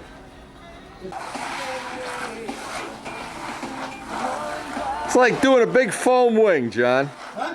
You're like you're doing a big foam wing Yeah. for an airliner or something. Do you ever fall into the contact cement? Yep. Absolutely. You think about anything that could happen, it happened. You bet. Boy, Knock the bucket over and then you trip going to get to it. water. And I washed off her hair a little bit, you know, in her arms and her hands and everything.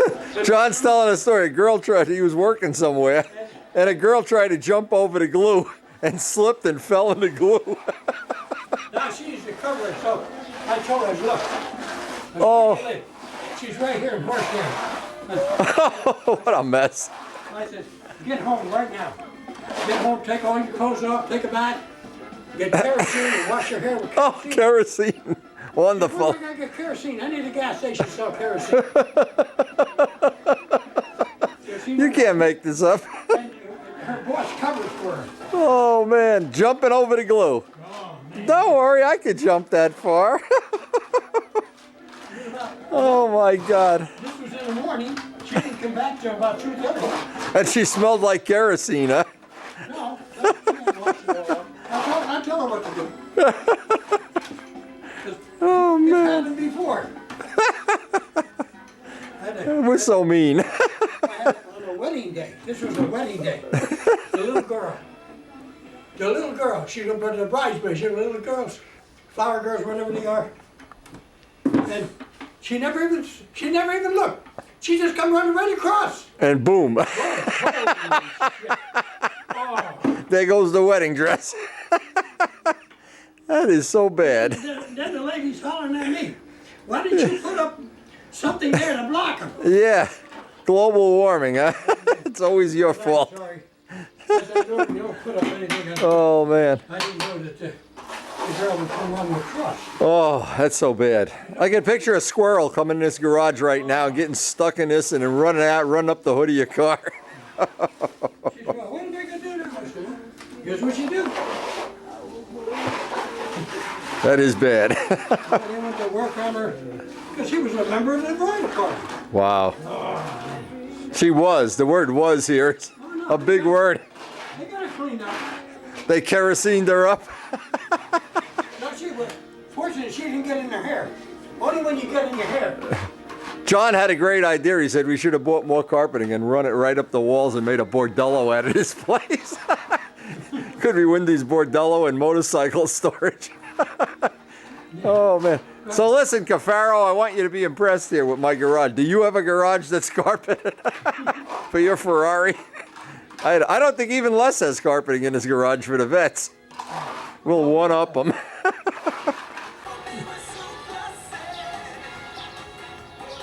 Coming down a home stretch here. No, because they're predicting rain. I don't think the landscape has even showed up today. I don't think they will. Guess they can't get wet, they'll melt.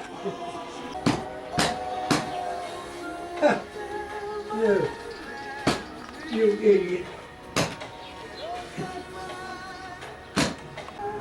Yeah, you don't want to fall into that carpet glue, that's for sure. You don't want to spill that on your feet and get it on your nose and everything. Oh my God. Just like he's making a foam wing here. Look at this. The Craftsman of the Year award.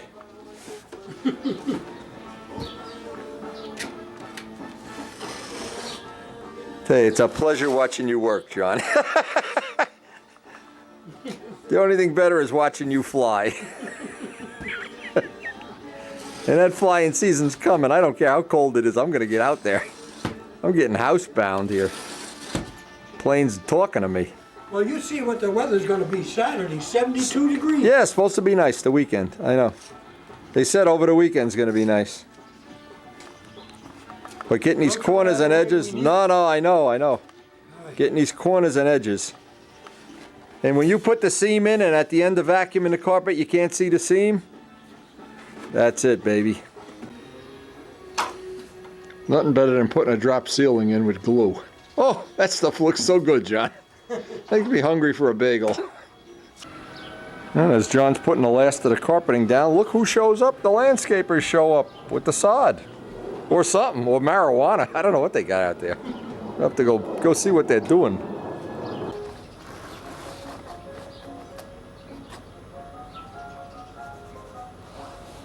Okay, the only thing left, John's putting the wing fillets in. John's putting the wing fillets in. Well, I get the, no feeling the difference, you know. Yeah, I hear got you. the scrapper. I hear you. Yeah, you got the scrap. Use it up. Making me hungry looking at this.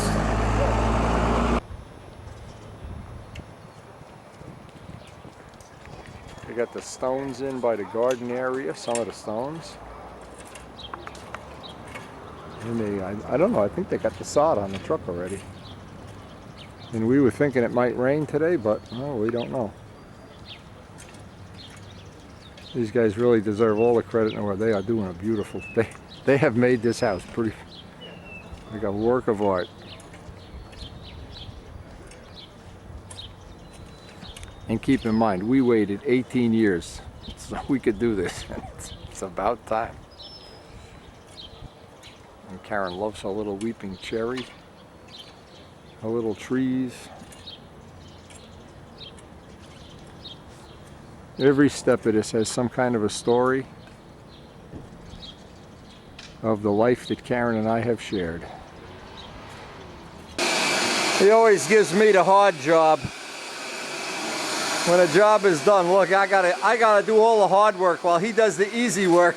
What a liar.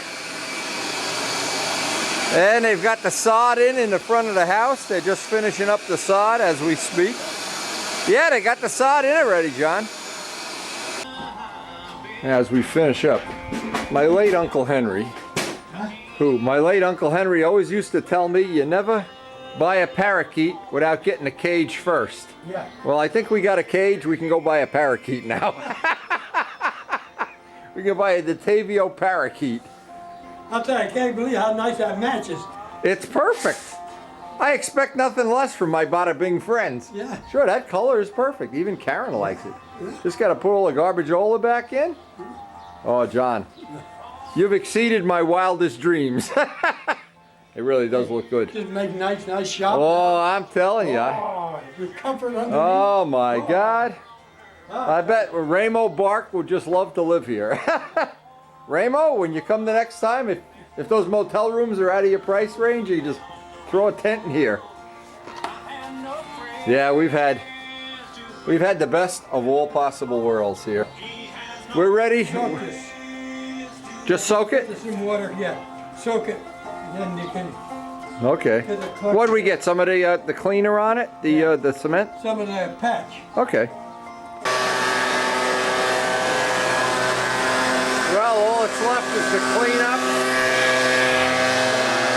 Extensive cleanup. Oh, he has the easy job. He's watering the stone. Oh, look at those stones, baby. Oh, ho, ho, ho, ho.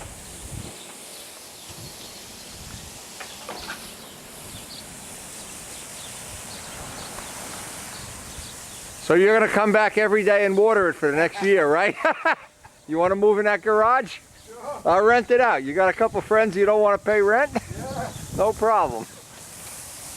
You know what, Wendy? Now that we're here, though, this is what you want to do with watering these trees here. You just open the hose Okay. and let it sit right there for like 15 minutes. Just so it's dripping, Yeah. not a soak. No, Just dripping. You don't want to hose it down, no. Okay. I watch what you do. Now 15 minutes every day? Yeah, this plant and the maple. Yeah, I know. It looks great even from here. What are you talking about?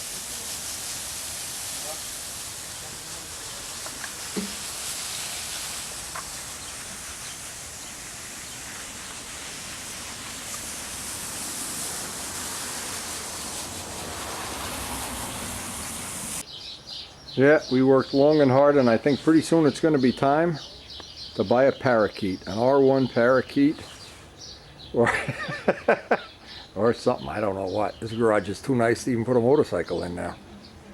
It was a long time coming.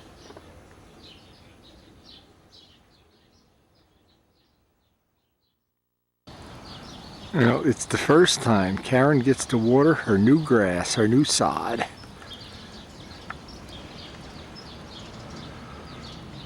Boy, and I wasn't kidding about the work that has gone into this project. I don't know that we've ever gotten more things done in 1 year, spent more hours, more energy, whatever. And the main thing of all, the absolute main thing, Karen loves it. And when Karen's happy, I always find out I'm pretty happy too. I think a lot of her heart and soul went into this project. And I know from my video subscribers that have been on board for this whole trip. It's been a ride. And there's the real test of spring. The robins have arrived. Hey, the robins are approving our landscaping here. Uh-oh, he sees something. He sees a worm, or no, it's a she. She sees a worm. Whoop.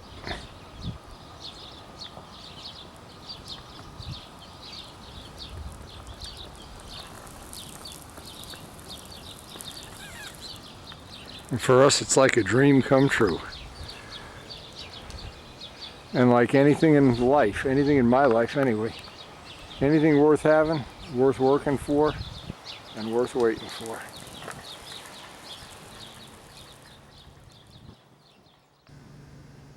Now in today's email, this is from Bob Green, our friend Bob Green, who's building a, well, he provided us with that S-Class that we've been experimenting with on the Brodak cowling layups. And of course this is a SpitFire that he has under construction. Looks like a SpitFire anyway. Now that's a workshop. That's a workshop. Look at that nice walk around table. Bandsaw, probably a band. See, I have a bandsaw that I threw up against the wall. The belt, the thing keeps coming off the wheels. 10 people try to adjust it, including Les. Nobody ever got it adjusted. It's in a dumpster. I sent this photo of things that are on a railroad car that look like big tuned pipes. I'm not sure what. He wanted to know if I knew what it was. I have no idea. It's like giant tuned pipes going out to who knows where, bowling or something. Now we're cooking with gas. So anyway, Bob is really enjoying, it says in his note, he's really enjoying the videos, really enjoying sharing. He's been sharing things with Rich Walbridge. They've been sharing moles, and oh God, we can't wait till we get his SpitFire cooking, baby. It's got the canopy on there already, the Adamusko Ortnowski canopy.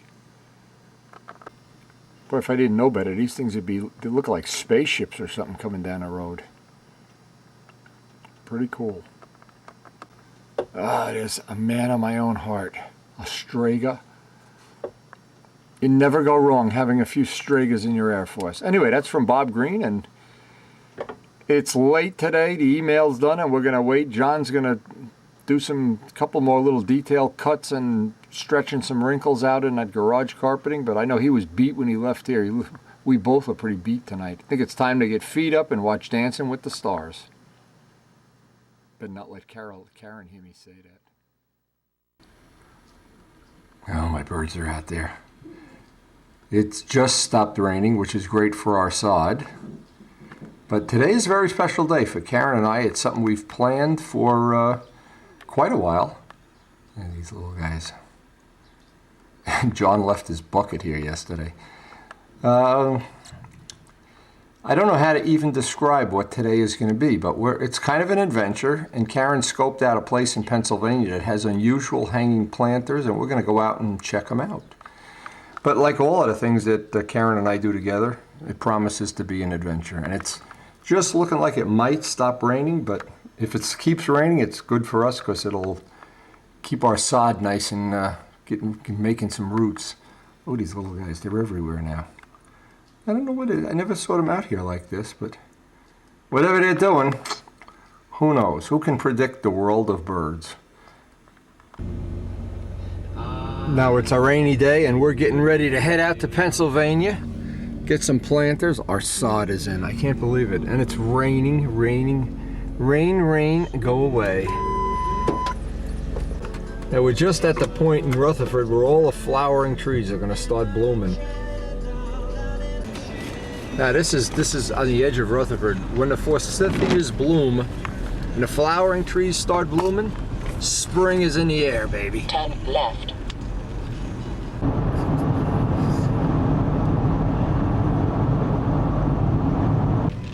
It's a very famous place. In Frenchtown point Inn. 2 miles, turn left. All right, so this is the Delaware River here, right? Sure it is. There's the Delaware River. We're going to be in Pennsylvania on the other side of this bridge. And that should be Route 32. And Route 32 is going to be right on the other side of the bridge. Who needs a GPS when you have Windy? Windy and Karen the Navigator. Nice narrow bridge here. I'm glad I'm not driving a trailer truck. This is an indication you're in Pennsylvania. Hay for sale. This won't be our last day. And that's the beautiful Delaware River that separates New Jersey from Pennsylvania. At this point, right by Frenchtown. 7 miles? 7.2 miles. That glider airport is right around here. Somewhere around here, that glider port is. You don't want another glider ride? No, really. Karen didn't appreciate the glider ride, the aerobatics. There's some flowering trees out here, baby. Beautiful area. Right on the edge of Pennsylvania. Almost, well, actually we are on the border. Nice color for a house. In point 2 miles, turn left, then arrive at destination. Oh, we're there. Well, maybe there's more than one place. This is an antique place. This is not a garden center, for sure. Okay, well, let's go in. And, Well, let's check it out anyway. yeah, and I need to go. So what we decided happened is the GPS took us to the wrong place, and I'm not sure what the issue is, but Karen will figure it out. And this is a place we've been to before, a great antique place. So we start the day off. Well, we didn't come out here to do antiquing, but it looks like we're going to do some antiquing. Antiquing. Do I look like an antique cow? I'm a cement cow, not an antique cow. And of course, Karen immediately zeroes in on something she can't live without here. I'm not sure. A lot of cool stuff. Oh, I like the ducks. We could use some ducks out in our new pond there. Ooh, he's nice. Ooh, this gargoyle's nice. Oh, I look just like Windy. Maybe you should bring me home to New Jersey. And my twin brother, Rich Walbridge, who looks just like Windy. Oh my God. And John Cafaro, look. Oh my God, John Cafaro's got a statue out here. And Richard Oliver. Who knew? Who knew Richard Oliver had a statue that looks just like, look, even the ears are exactly the same. Don't forget Ken Clapson.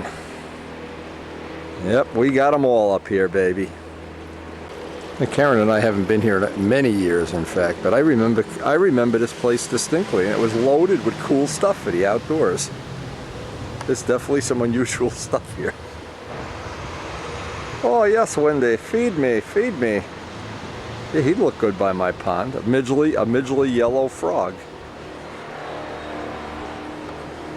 Anybody doesn't really remember or know, my mom used to collect frogs. Gee, look at all these frogs. What's this going on down here?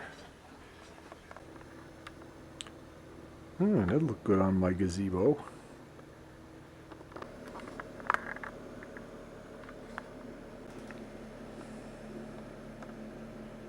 This is Marley. Did you meet Marley? Marley. Hey, Marley. Hello. You met your two favorite fans. I can see she's protecting the antiques from...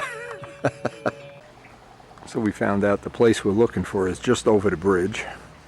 But this was a fun place to visit. It's a pretty cool place.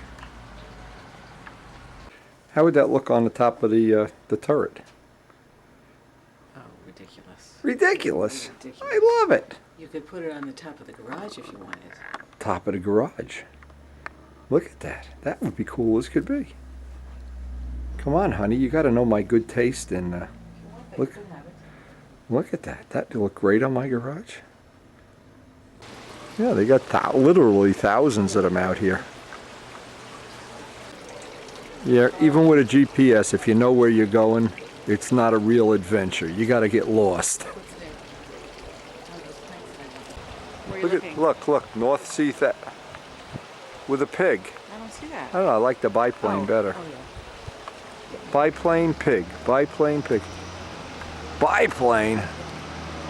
Should go for the fish. Karen doesn't think the biplane would be a perfect addition to our home. Onward to the next part of the adventure. There's the old canal Boy, the canal isn't even wet today. That's it in front of us, I'm sure. It's right on the Delaware. That's the Delaware River down there. What is the name of the place? Windy and Karen's Nursery. No, it's not. This is not it. Bucks County, River County, welcome. Welcome, Windy and Karen. Not it. Somebody's collecting an old caddy here. Stop it. Cross the bridge? Okay, cross the bridge, hon. Cross the bridge. Look, we finally found our true destination. The flower pot man over here. Now, this is actually the place we came to. We get lost along the way. This is what we were looking for, these unusual planters for the porch. And this is a place that they're supposed to have some real custom-made stuff here. Oh, Karen's already in it. Look at this flower pot guy. I love this flower pot guy. Made out of flower pots. He looks just like Dave Midgley. Look at that. There's a nice planter. There's a lot of nice stuff here already. Look at all these hangers. Now, we need smaller ones, but this is really a cool place. And I know Karen, she'll find something.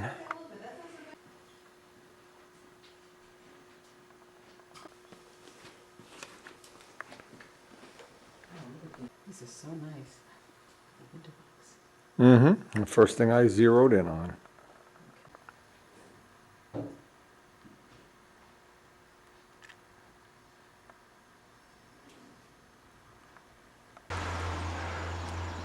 Are you a happy girl? So happy, I can't wait to plant. These are going to be side hanging baskets? They're called side planting baskets. You put the plants, the flowers in here, and then some on top. We drove all the way out to Pennsylvania to get these, and now it's time to go visit New Hope, one of our favorite little tchotchke places. New Hope. And so it's off to New Hope, one of our favorite little places, New Hope, Pennsylvania. Now here's about the only place on here where you get a good view of the Delaware River. That's the big canoeing. How do they do that? What, kayaking, canoeing, whatever? Whitewater rafting, yeah. Not today. Whitewater shopping. Got some nice stonework, some real old stonework. There's a barn over here that's the old stones. That's probably 300 or 400 years old.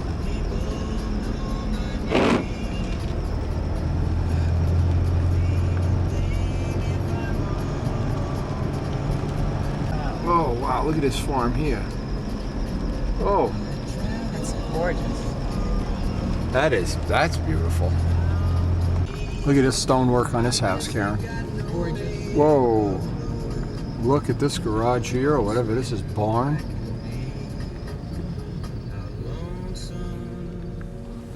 Stop sign, can you imagine? That's some nice stonework.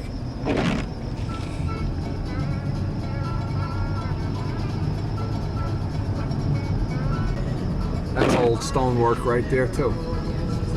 That's the real deal. That's not Home Depot fake glue 'em on stones either. Or this would be a great place to ride my new Yamaha if I ever get it. Heaven forbid they should have it in stock. Oh yeah, we could do some riding on this. This would be nice. Go right into the Delaware River. Yeah. Welcome to New Hope. One of the coolest little towns in Pennsylvania. Not crowded. Oh, that's a change. When you come here in the summer, every one of these meters is filled. This is one special little artist type town. Duck crossing. Keep reading, I don't have my During the glasses. renovation in 1987, the historic landmark was brought back to This the is where we're- colonial charm. Look at this Logan Inn. What year was it made? 1722. 1722, look at this. What a day. Yeah, the porch was nice. You can eat in a fireplace. You know, we're off to the second part of our adventure. Karen's got a GPS us over to, where are we going next? The flea market? We're going to an antique market. Antique market. How did I know that?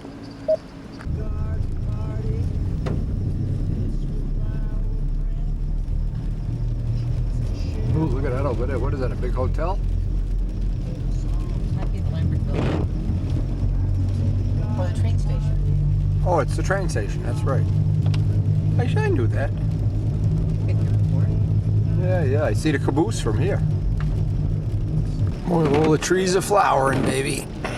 Yeah, look at the stonework on this one. That's a gorgeous one. Oh, that's the real deal. River Road Antique Lighting. And lighting. The Golden Nugget Antiques. Open 8 a.m. to Dolls. Uh-oh. This may be a problem. I think we'll go look at the dolls first. Now, if they were only selling Yamahas here, it would be so nice. Oh, yeah. Is this the place? Well, as part of our great adventure, after, what do we got, 135,000 miles on this vehicle, relatively uneventful, it looks like the transmission may have gone on this trip, as we're limping home in second gear, or first gear, and the transmission is frozen in one gear, and we don't know. This may be a 6-hour ride home to wake. But you know what? Chickie's looking over us. He knows. He says, don't worry, I'll get you home. May have to buy another vehicle. Oh my gosh. After all these years, what had this car, 13 years? Wow.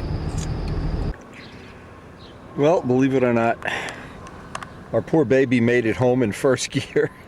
It took almost 4 hours to get home from Pennsylvania, but you know what? We're home. And I think Karen is thinking we should be going out car shopping this afternoon, but you know Wendy, he'd always like to just put a transmission in and be done with it. We're gonna see how this plays out in the next couple days. In the meantime, I say it, if you know where you're going, it's not an adventure. We started out today to get flower pots and came home without a minivan. What an adventure. Well, as I say, if you know where you're going, it's not an adventure, and every day of my life there's always these unexpected surprises. And like the typhoon that all of a sudden one day wasn't with us anymore, I keep these memories around to remind me of all the good times. Well, today it looks like we've had our last ride in the green van.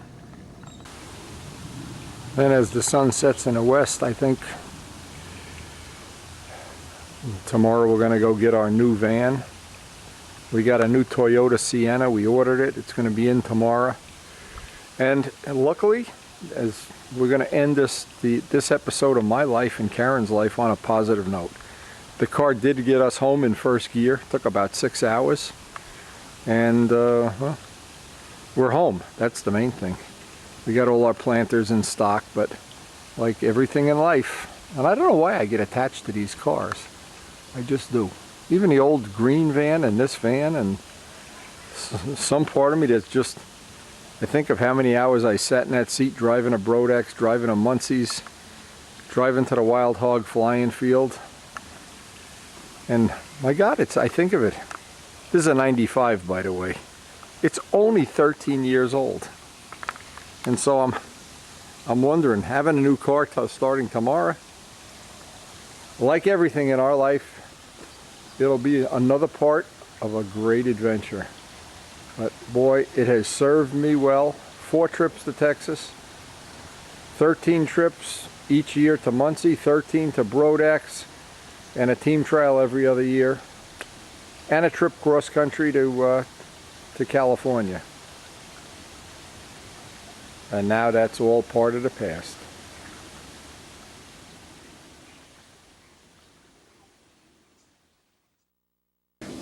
Now Karen said something very funny, and I thought I'd mention this. I can't even sell this vehicle. It's still in good shape, except for the fact it has no seats and no seat belts. I cut the seat belts off because they used to rub on the lead outs. But no, I really do have the seats. I have to go out to the garage, and I'm not sure what we're going to do as far as trying to sell it or give it away or whatever, but I definitely have to put the seats back in it.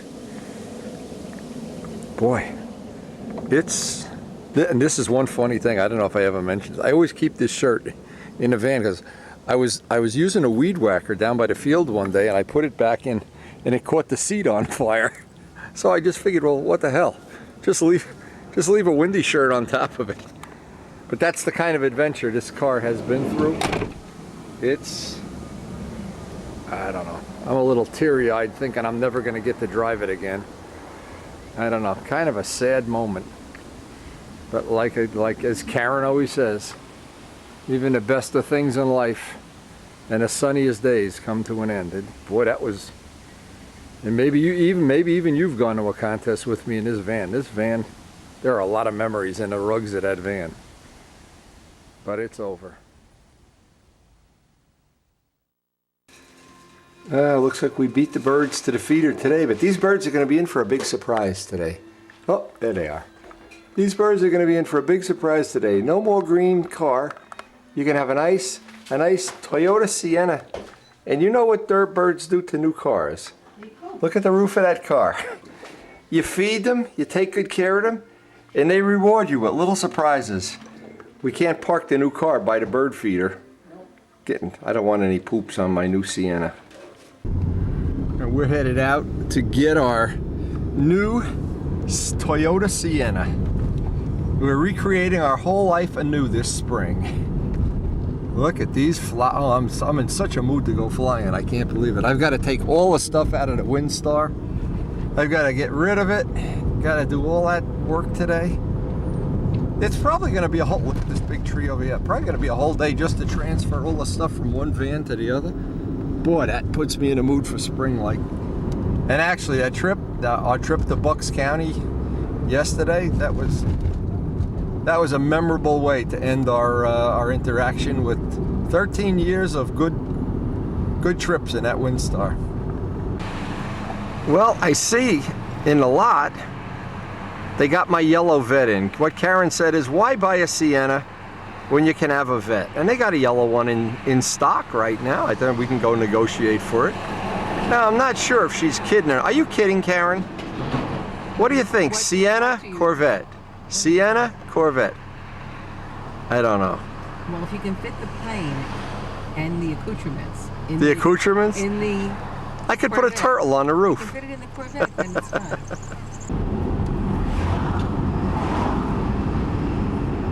Take the train and leave the driving to us.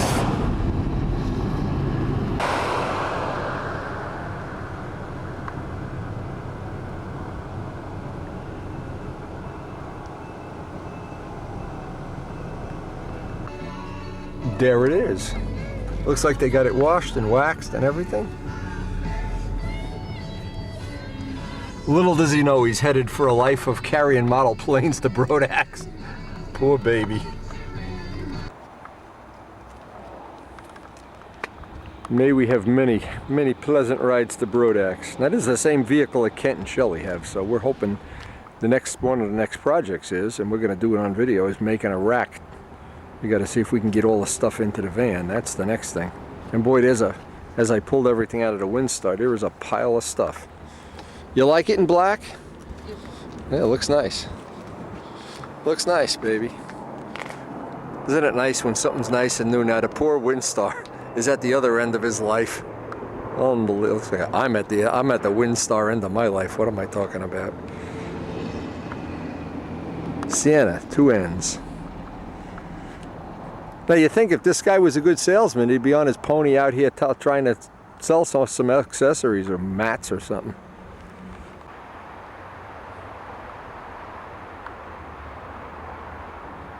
Amazing how different things are at the beginning of their life and at the end. No, for the Windstar. They got to be hugging and kissing until somebody takes the Windstar home with them. Can't make this up. They're selling us the car. We get the paperwork done. The battery's dead. It died. No battery. I don't even own. I haven't even driven the car yet, and it's got a dead battery. Jesus. How do you make this up? All right, let's see. Maybe these guys don't know. Sometimes the cables are loose. That's not loose. You would think when you get a new car that wouldn't happen. It is a beauty, though. Karen's very happy with it. Get the planes in the back. All 4 tires have air. That's pretty good. Hey, guess what? We got Michelin's. No, I never realized how much junk I carry around with me. I got a garbage bag full of junk out of there. But here's the main thing. Chicky approves of the new vehicle. He says, black. Paint a yellow stripe down that side. So we have a new nickname for our vehicle, Chicky. Not sure why. Anyway, I wanted to put this all back. I got to see if I can find the seats from they're somewhere up in the garage. And I want to transfer everything over there because this actually would have been a contender for a flying day if we weren't involved in this car transition thing. And I got to get with Kent on making a rack, that's for sure. Now, last thing here is it's not as simple as I thought it was going to be to make a rack because the way this back of this van is laid out is totally different than the other van, of course. But we'll look for some feedback from Kent Tyser. And what's nice about this van, hey, there's Chris. Everything fits in a tub, but I really need a smaller tub because you gotta force it in there. Not so sure that's the way that's gonna work out, but for the first day, the first fitting, I guess. We're going for a fitting. Anyway, and the main thing of all, Karen loves the new car. She's in love with her Sienna.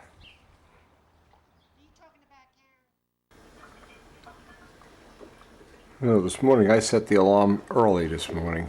I wanted to start getting into the routine of getting up a little bit earlier for the flying season. And we got a couple of things to work on in the shop, and I wanted to. Boy, I really like the way this black looks. What I wanted to do is get a nice early start today because we may be getting some flying this weekend. And anytime I get up and the Javali is brewing away and the birds aren't here yet, when I beat the birds up, I don't really beat the birds up. I beat the birds up. I think they're out in a tree though. And of course I wanted to get caught up in all the shop work because Karen's going to want to do some work in the garden this weekend, I'm sure.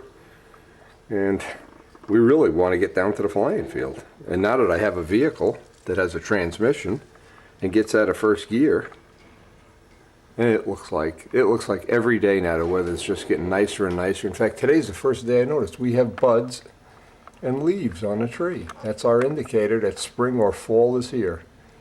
That is our indicator. The forsythias. And any day now you're going to see this. This is a wisteria plant, ugly as it is all winter. It's going to start blooming out purple blooms and dropping them all in the pond so that I have plenty of work to do cleaning the pond every day. But boy, it's been a crazy week. I had no idea we were going to get a van this week. No idea I'm going to have to make a rack before I can go flying, or else I can only take one plane to the field. And Karen really had a good idea. Well, Kent has sent me some pictures. Setting this vehicle up a little bit different than the Windstar, and we're going to try to show that on the DVDs, of course. Kent's had real good luck getting his. He has exactly the same vehicle, by the way, in white. He's has his set up in such a way that it's very reliable, and I'd like to get something very similar. And in today's email, I'm supposed to get some pictures from Kent. Well, bird, I don't see. Oh, there's the first of the birds. There they are.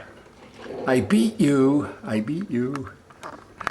I'm going to eat all your seed. Here they come. I guess they have a lookout like Tonto or something that runs out. All right, Wendy, fill the feeder. Get over there.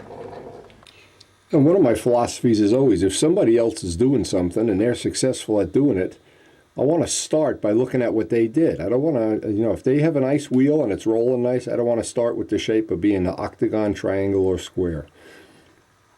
So I want to look on a computer and see what Kent has sent me. Now, I don't have the pictures from Kent yet. They should be over later. Kent apparently does not get up as early in the morning as I do. But I guess we'll find out. The first thing I wanted to do, I wanted to look at the parts we made up, and again, we've been making each one up just a little bit different to see how we would, what we would wind up for a final material. And so far they've all come out pretty good. So actually this mold is probably not going to be one of those molds that's critical on what material we're using. Let me just pull this apart again. But each one is getting a little bit nicer than the one before. And we want John to have plenty of selection on these. Another thing with this rubber, each time we use it, it seems to release the part just a little bit easier. Wow, this thing is porcupine. Whoa! Just got a nice splinter from that. In fact, I don't know why I'm doing this without gloves on. Why? Because you're dumb. If you were smart, you wouldn't be all chewed up all the time. But it's funny, putting those seats back in the old Windstar that's now out in front of the house with a for sale sign on it. It kind of breaks my heart because the reality is I have had some fun years in that vehicle. And each one of these releases, ooh, this thing is a porcupine. My God. Woo! Now this material is different than the S-Glass in the fact that it's more like a porcupine to deal with. There we go. And I got some more material. Actually, yesterday when I was out buying mats, I saw some nice light E-glass that I wanted to try. Now that one looks real nice. That one's one little tiny flaw in it. Two little flaws. Now what we did with this experimental part, this is the one that's half carbon and half E-glass. This looks like a nice material to use on it anyway. Anyway, I want to use that lighter E-glass, and we're just going to put these in inventory until we get what we think is going to be the final matrix of materials. Now see, the nice thing about this, if this were a hard mold, I'd have to wax it and PVA it. Because it's not, I can just clean off some of this residual stuff. I can get right in, mount this back in here.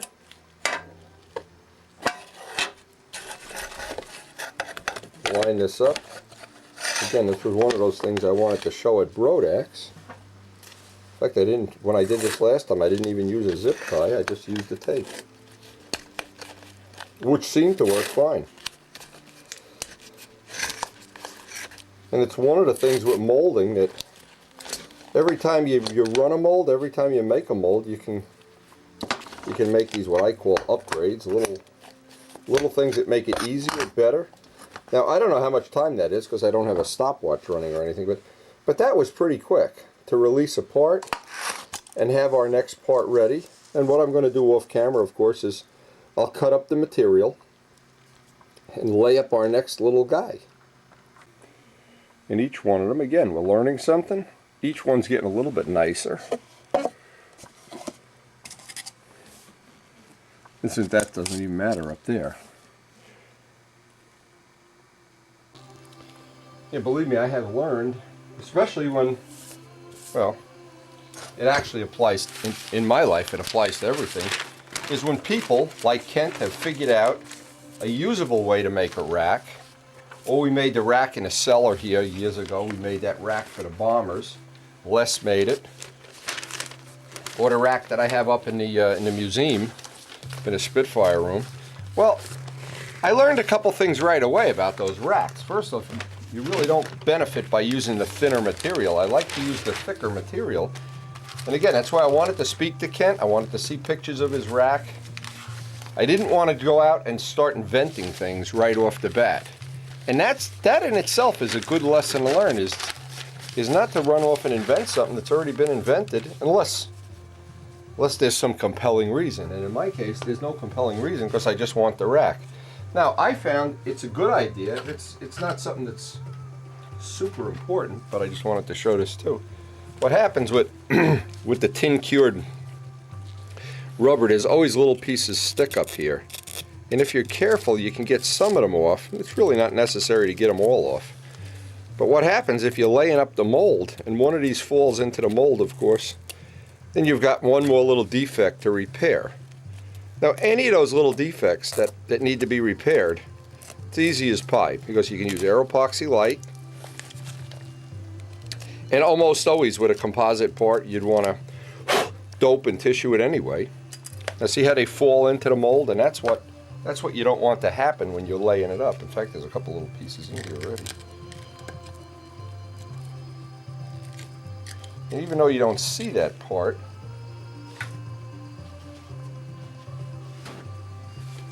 I just get the feeling it's just nicer working this way, keeping it clean. Now, if you were anticipating, say you wanted to go in business making spinner cones or something, there's supposed to be a rule of thumb that you get about 30, they call it pulls, 30 pieces out of a mold before you should put a little release agent on it.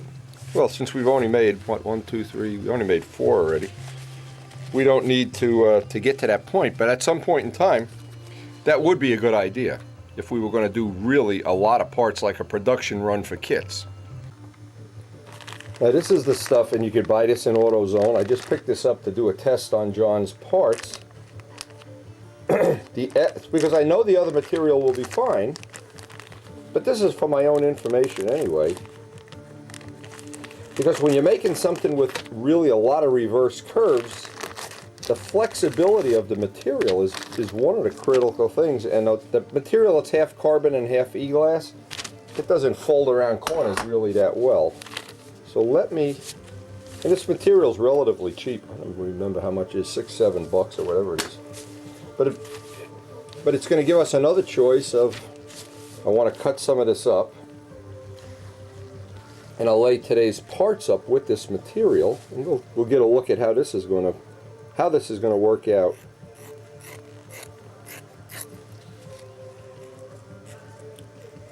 Again, I always like to, boy, these scissors are dull. Holy mackerel. You would think I could afford a new pair of scissors once in a while. Well, the wrong scissors. They got the scissors Midgley got me, the ceramic scissors. Look at the difference. Nice scissors are good. When you're doing this, I guess I should say that. These are ceramic scissors that are made for cutting Kevlar. What I do is cut tin cans and mufflers and things with this. And of course, it wears them out. So let me cut this up. See, I wanted to do this first thing in the morning. I guess Kent is downloading those pictures this afternoon or whatever. When I get to them, though, I want to look at the pictures, and I want to run down to Lowe's and buy the material. Actually, I could buy the material ahead of time because I know I want the heavier stuff. But making a rack for a van, and Karen has this idea, which I thought in the beginning was not going to work out, but it's going to work out fine, I think. She wants to leave the seats behind. Now, let me be honest about this. Karen has the final word here on these things. But here's the thing. Her car is now 15 years old too, and we you know, of course, we're not going to get another one tomorrow. But what we really want to do is use this vehicle differently than we use the Windstar. Like for instance, when we go out to dinner on Saturday night, or with some of our friends, or with the kids or something. I don't want to have to take all the airplanes out. I would like to have the driver's seat, passenger seat, and everything that relates to model planes behind the second set of seats. So for instance, on Saturday night, I don't have to take everything out of the van. And when Karen presented this idea to me, I thought, oh, this is going to be a pain in the ass. And I really wasn't happy about it, because if it was up to me, you know what I'd do? I'd take all the seats out except the driver and passenger seat. But this vehicle, and I hate to say this, because I like driving old cars, and I like old tools. I drove this car yesterday for maybe an hour or so. We went to the doctor, and what happened is, I really like driving it. It's really nice. I could see why Kent likes his and why he bought a second or third one or whatever he did. It's really a nice vehicle. And it's all full of bells and whistles and things that, well, my Windstar didn't have any of that. My Windstar was like the tough guy car. Okay, so we're going to give this material a try. That's our plot of the day. We're going to have our Javalia coffee, and within the magic of video, the next time you see this, the mold will be all laid up. That's what I love about video. Now what I did in this part, I put some, this is some strands of e-glass right in the very front of it, make it a little more rigid anyway. Now what I like about getting up the flying season, what I really like about getting up early in the morning like this, there's something really special. I beat the birds up sometimes, and I get an hour or two of work done before the phone even starts ringing, before anything happens, before they even deliver the newspaper. In fact, the paper might even not even be there yet, but I've already got a start on a day. Listen to these birds. I love getting up early and, oh, there's a robin out there. Oh, Robbie Rabanzo. Look at this, I beat the robins up today. I didn't beat them up, I beat them up. Yep.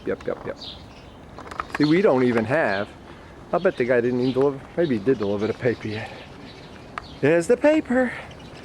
I've already got half a day's work done. I'm ready to water the lawn. How much better than this? We'll find out if the Mets lost. Yeah, they lost. You almost don't have to check that. So this is the first morning. I go out to get the paper, I come in, and there's a new van. Now there's only one problem with having a new van. You can only put one plane in it, and very soon the flying season's going to be, I want to take more than one plane. Look at that, a SpitFire in there already. I have to check the pond. I have to survey my Empire here. Oh, we're going to do some work in the garden today. Oh, but I love getting up early. Here's the test. Our trees are starting to take buds. Look at this. And this time of year, in this part of the country, it's just like a miracle. Just spectacular. Supposed to have the rest of our lawn furniture delivered soon. Soon is a very variable thing here. Very soon the fish will be eaten. In fact, I see they're coming up to the surface. In fact, see how they come up near the surface now? Any day now they'll be ready to start eating. The waterfalls are running already. Time to start doing some more work in the garden. We got planting. And the birds. The birds are just everywhere here. It's a bird lover's paradise. They're on the fence, they're on the house, they're on the feeder. They're above there, everywhere. It's like a bird heaven. And I think the way this is going to work out, because we got a lot of work to do in the shop today, I think we're going to, tonight, go for the material and work on that. I want to design up, I want to look at these pictures as soon as Kent sends me these pictures. They should be down there soon. See, Kent doesn't get up as early as I do. I guess that's the problem. He snoozes. And Gracie even came to, Bruce Hunt's dove came to eat breakfast with us this morning. Hey, I got up earlier than you this morning. Why can't you birds go on welfare or something so I don't have to feed you? Look at this. I haven't even had my coffee yet. My coffee's half empty. Look at this. Doves. It's funny how they coexist with the little birds, though. They don't seem to care. They don't bother each other. They're very friendly. Oh, maybe he's not that friendly. The little birds beat each other up. But now I wonder if they're afraid of this dove. Hey, what? I don't know about that. Maybe Bruce knows about that. Very funny. Spring is in the air. Now we still don't have our pictures, but I understand. I get up earlier in the morning than most people. But what I thought I'd do here, this is the experimental pipe we made. And I thought what would happen is I could make, this is this ultralight material. Well, the only trouble with the ultralight material, it really feels a little flimsy. I'm getting a little nervous about that. So what I'm going to do is put on a third coat of resin. I'm going to put the stinger on first and then put another coat of resin on. The problem with this is, I think, and it happens a lot of times, is you get thinner material, and this is that experimental material I thought was going to be black and white. It isn't. it winds up staying. It looks like you almost can't tell the difference, but since this is an experiment, I don't want to have this self-destruct or whatever. So what I'll do is I'll sand this down, get the stinger on, get the third coat of resin on, and that can be drying today. And by then, I hope Kent has the pictures out there. Again, we're working around some crazy things because we want to be ready to fly this weekend. The weather's supposed to be cooperating, we hope. The birds are cooperating, the leaves are cooperating, the tune pipes are cooperating. And even if it's not a flyable weekend, I'm in the mood to do some planting. I'm in the mood, Karen's in the mood to do some planting. So now this did come out a few grams lighter, but again, I just think this is really pushing it.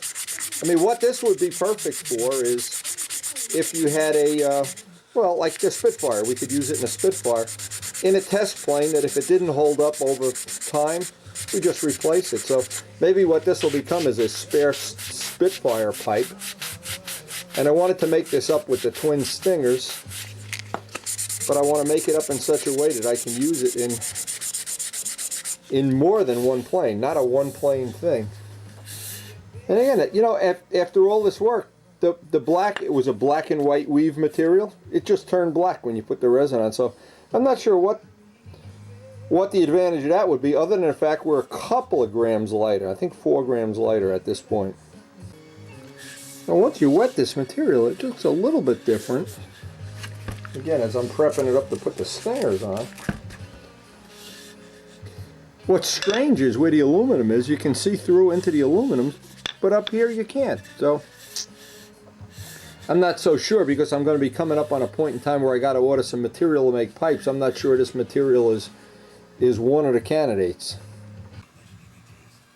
Now pretty much anything fits in a SpitFire because the pipe sticks up further, but in this I want to get the angle, so when I'm using this, if this pipe turns out to be one of the keepers, it'll come back here because it's a double. This is a single baffle pipe, a double baffle, and I want the angle to be just up, just ever so slightly.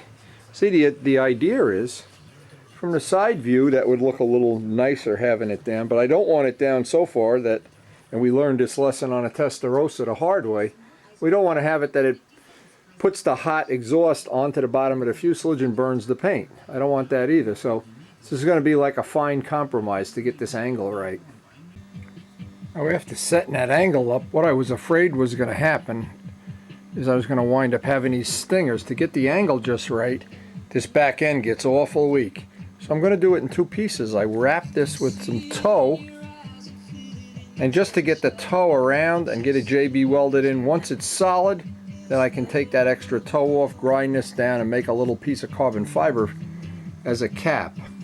This is going to have to be a 2-step process, but that'll give me the angle that I'm looking for.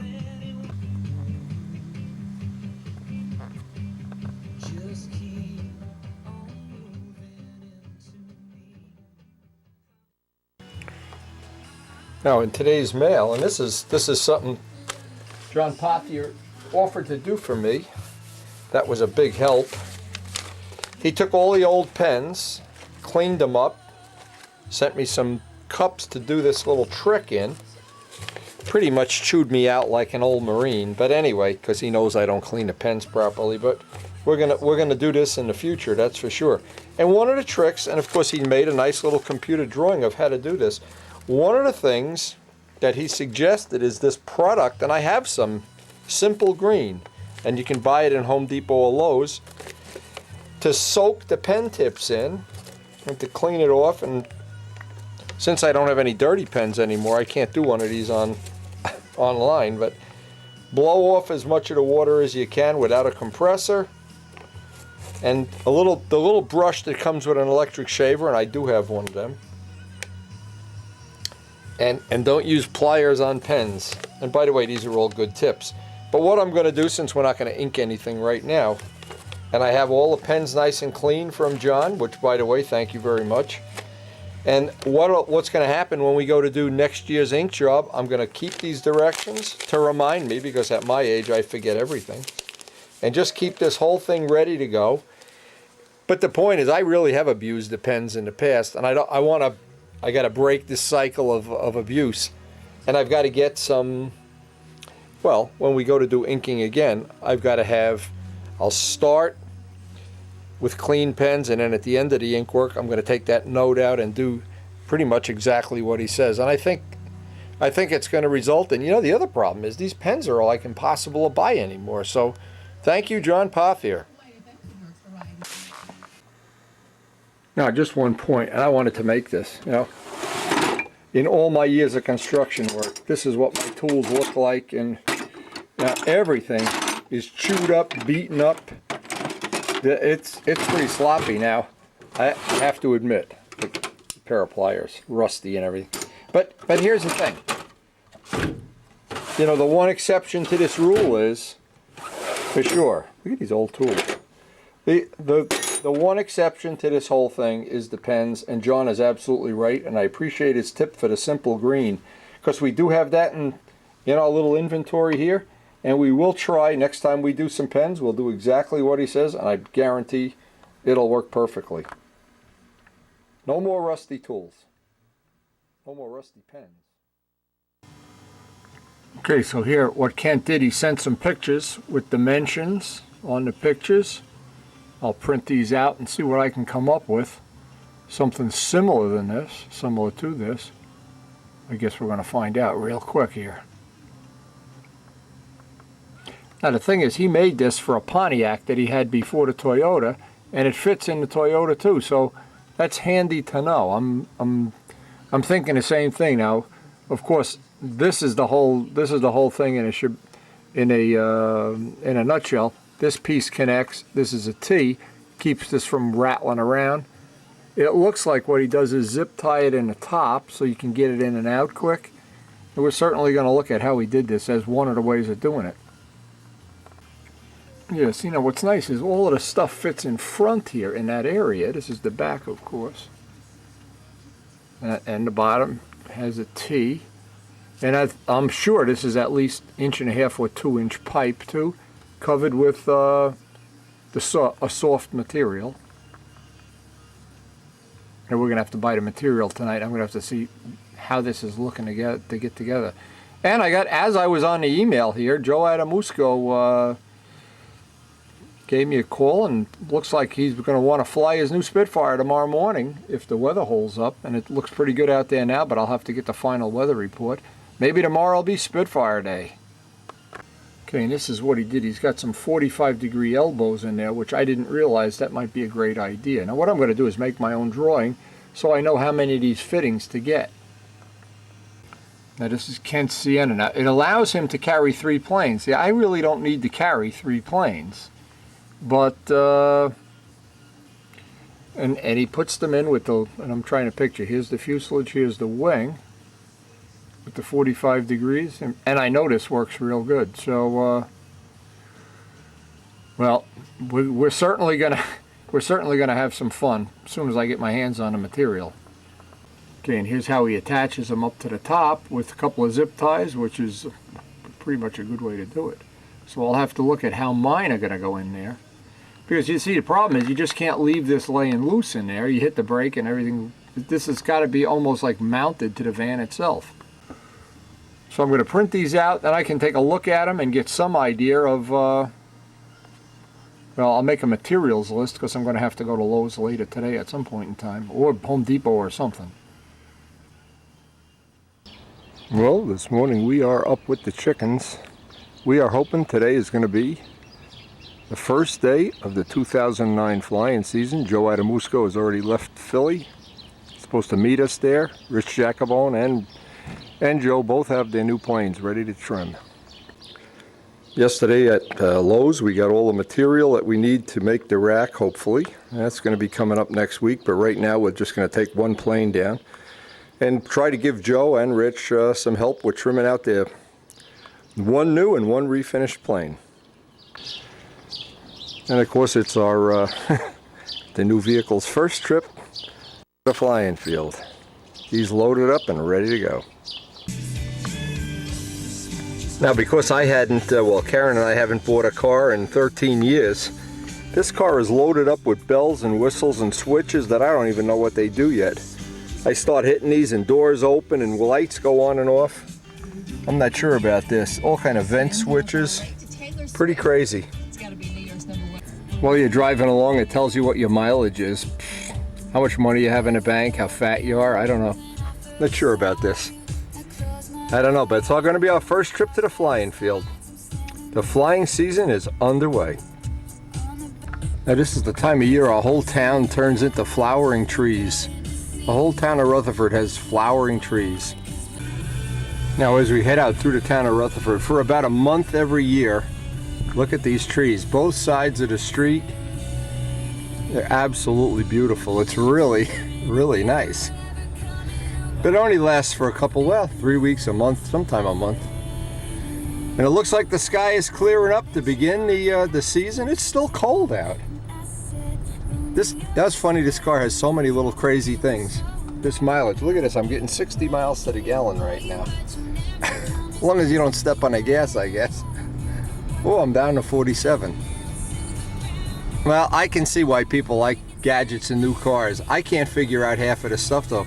I know this car has cruise control. I can't figure out where it is though. I gotta read the manual or something.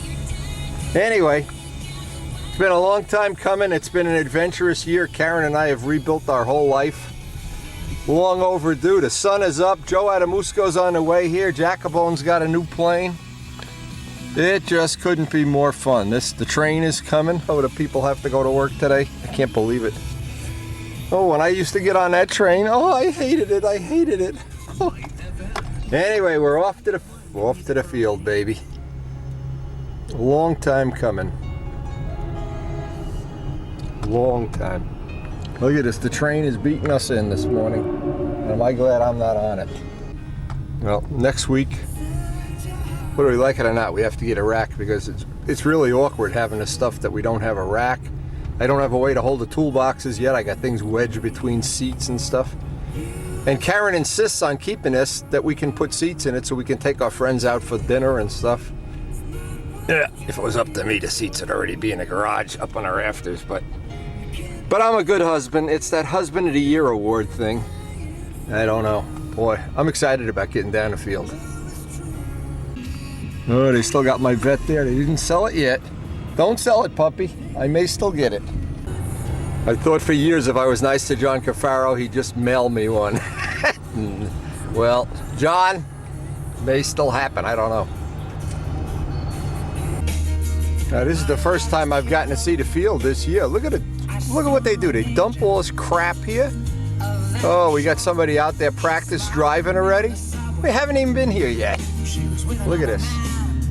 You believe this? Unbelievable. This is the mentality in this part of the country. Look at this, dumping piles of dirt.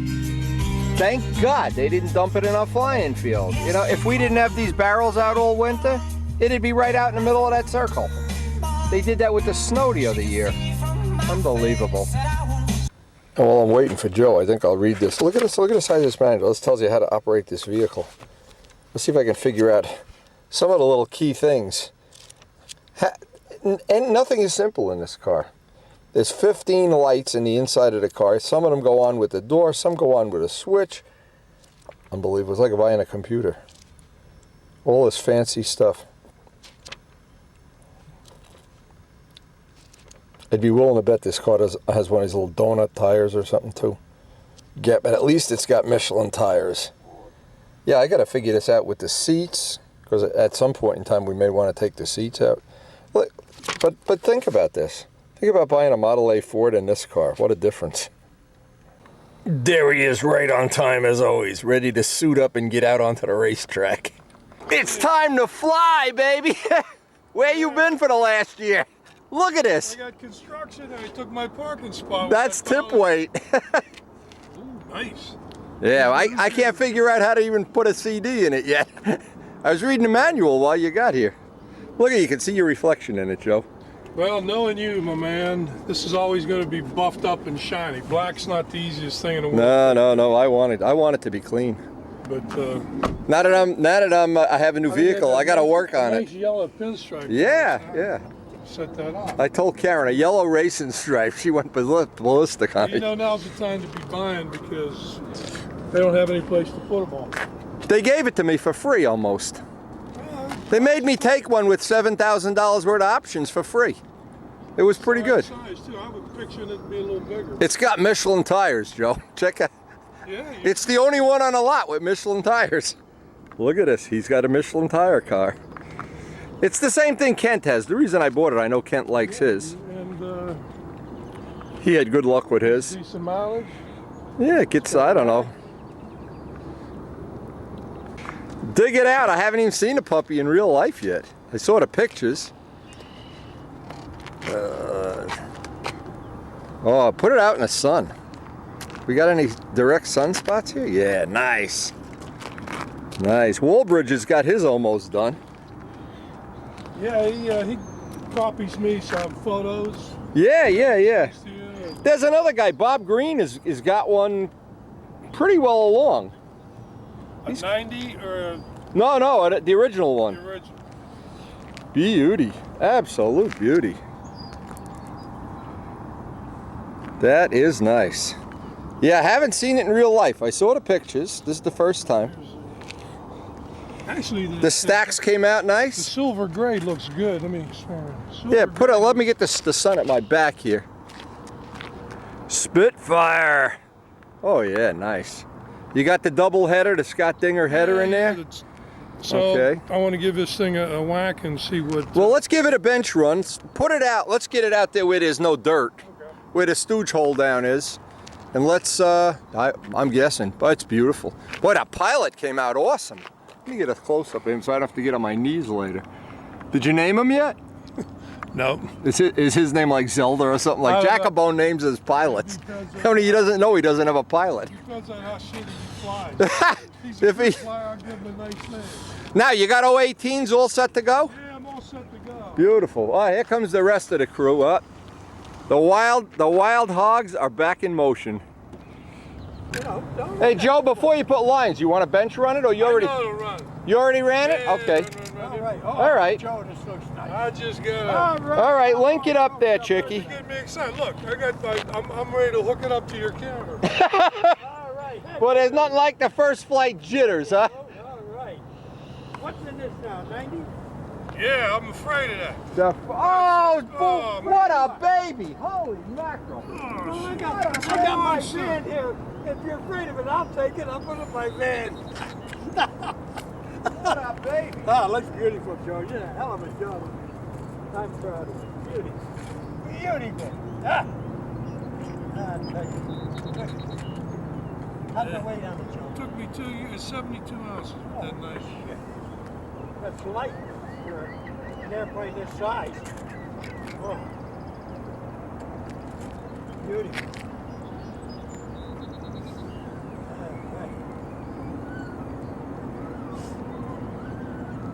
Now, where you get the patience, Joe, I'm telling you. You guys got the patience.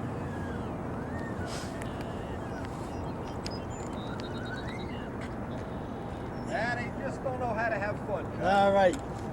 Yeah, the garage looks great. I got your trowel and bucket too. Yeah, I know. That's I'll all. clean it up and I'll bring it tomorrow. Right. Well, maybe I'll pick it up today. Well, stop by the house, Yeah, man. all right. The garage looks great. Oh, yeah. man. Oh, I know it. I'm just waiting, baby. All right. I want to hear this puppy run. And Joe, if you flip it and the prop comes off, man, you are going to be one for a surprise. You got it all knurled up? Yeah, it's. Okay. Because when them suckers pop, baby, I'm What's put a that? handle on when it, a prop it'll comes fire loose on a straight. 90, Oh, you better be headed south. oh, Not funny. oh. Boy, it looks nice, though, I'm telling you. Oh, that's beautiful. Huh? Everything he does is No, I know. I'll tell you. You taught him well, John. Yeah, Look yeah, at that yeah. pilot. Yeah. That pilot's got more instruments in it than real SpitFire. Did a nice job on the stacks, too. Yeah, See the yeah. stacks? Huh? Yeah.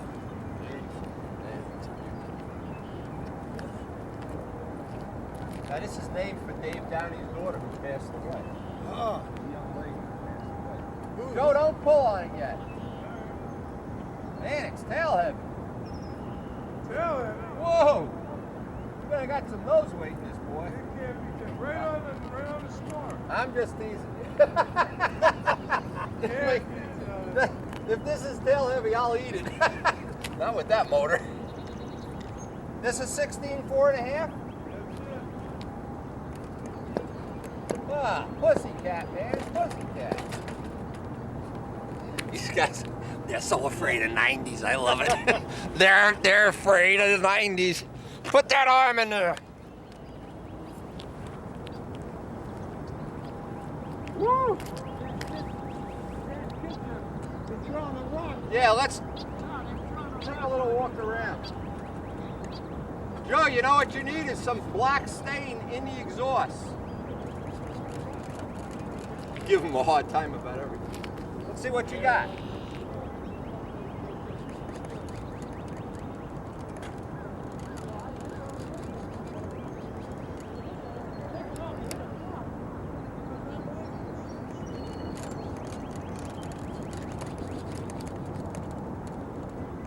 A hair down, Joe. Just a hair. Now the hair down. That's a hair up. You went too far. Little minor change. Did Dave see this in real life yet? Yeah, back in Did he see it all buffed up and everything? Stop by, yeah.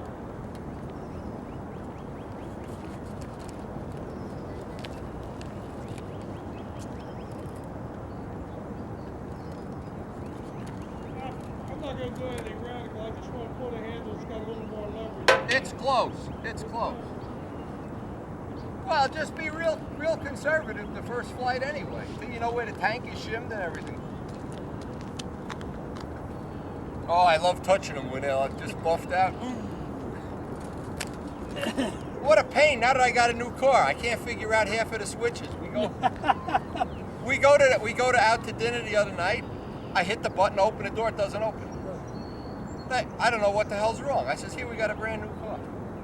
You got to hit it twice to open the passenger door. Who's going to read the manual? Forget it. What car have you got? It's, that's the Is car. this it? Yeah. Oh, shit, I know one. What's your next car? 20 years from now, Oh, you get that congratulations. I didn't know you had a new one. You car. come get the other one today. Ah, you fuck. Free. Who else gives you a free car? Just because you're a cool guy. Look at this all polished up. Oh, You bet. oh, 20 years from now, it's yours. Boy, I love that pilot, Joe. Man, that is beautiful. He is the exact right size for this car. Georgino, remember old Georgino, I know, yeah. Is he still in good health? He's not doing too good, man. Yeah, because I spoke to him, he Of was course, not. that pilot, he's about 10 years old. Though. Yeah. all nice polished up. Look at this. A rat. I didn't even notice it. Holy You don't even notice it. Look It's at the the most color. expensive thing I bought in 2 days. I'm God. telling you, Joe, I get no respect. What do you think, I'm made of money? All right. John, I'm telling you, the van, there is nothing wrong with the van. If you can get Brian to do a quick transmission thing on it, and it runs great. I'll talk Doesn't to use a drop of oil. Okay, I'll talk to him. You're my man. Tell everybody how you love him. What a guy. Gives me the car. Let's start this season off on a big bang here. Right. I do not want to see this prop come loose. I'll double check it. The first time, Joe, I was videotaping myself one day, right here with the stooge, and the prop came off. I almost died. Yeah, I went out to the garage. I thought I was in heaven, John. I'm telling you, I got to vacuum my garage now with the dirt. Oh, yeah. Amazing. I check it anyway. See, I think you still have the high compression head on. I think, but I'm not sure. But I brought all the stuff with me, so we can swap it out if you need to. Just give it. Now I know you're a really strong guy. But I know in the past, a couple times, even I'm screwing, the next day that nut isn't as tight as it was. Yeah. When you're in the shop, yeah, Well, the wood, yeah, it's in pressure's up and down, the too. moisture and everything. Yeah. Plus, especially with a wood prop. But that's the prop that's going to be real close. And just baby it for a little while till you feel, see how it is. What plug did you put in the engine? Do you have a Thunderbolt in there? I'm not sure what that is. Yeah, you want to get It was something you recommended. Yeah. It could be a 4-stroke plug. 4-stroke It is doesn't good. have an idle power. No, a hot plug. I brought extra ones just in case. A hot plug. That's what I got to nail you for. That's what I got to nail you for. What do Do we have any string? Any of that, this yellow stuff? Yeah. They were driving here this morning practicing it. Oh, yeah. Before I know. Joe got Where here. do you want to put them? No, just along his edge while he's got a brand new plane out here. And we'll roll it in at the end of the day. Oh, leave. While he's flying, I'll do it. Yeah, I got a rope. Yeah, I got some. Well, we're going to be Well, watching. if you don't fill it up, you're not going to get the tank shape. You want to get a rough idea, at least ballpark, that when you go inverted, it doesn't go dead rich or dead Well, lean or something. I already got the tank up, so it should. That don't mean it. I'll put 6 screws. Yeah, no. In other words, when you short tank it and you only put in an ounce, you can't. You don't even get a reading. Yeah, Oh, it's a. I'm not interested in reading right now. Can I hold on to this? Oh, listen to this baby. Do you ever ride a big motorcycle? You ever drive a big car? What, are you going to drive a Volkswagen your whole life? Hey, Joe, it's a pussycat. But what you're going to see, it's going to look like it's flying crooked because of the dihedral. It has the look of that it's always this way, but you got to do it from outside the circle. And that tricked me for a couple of weeks.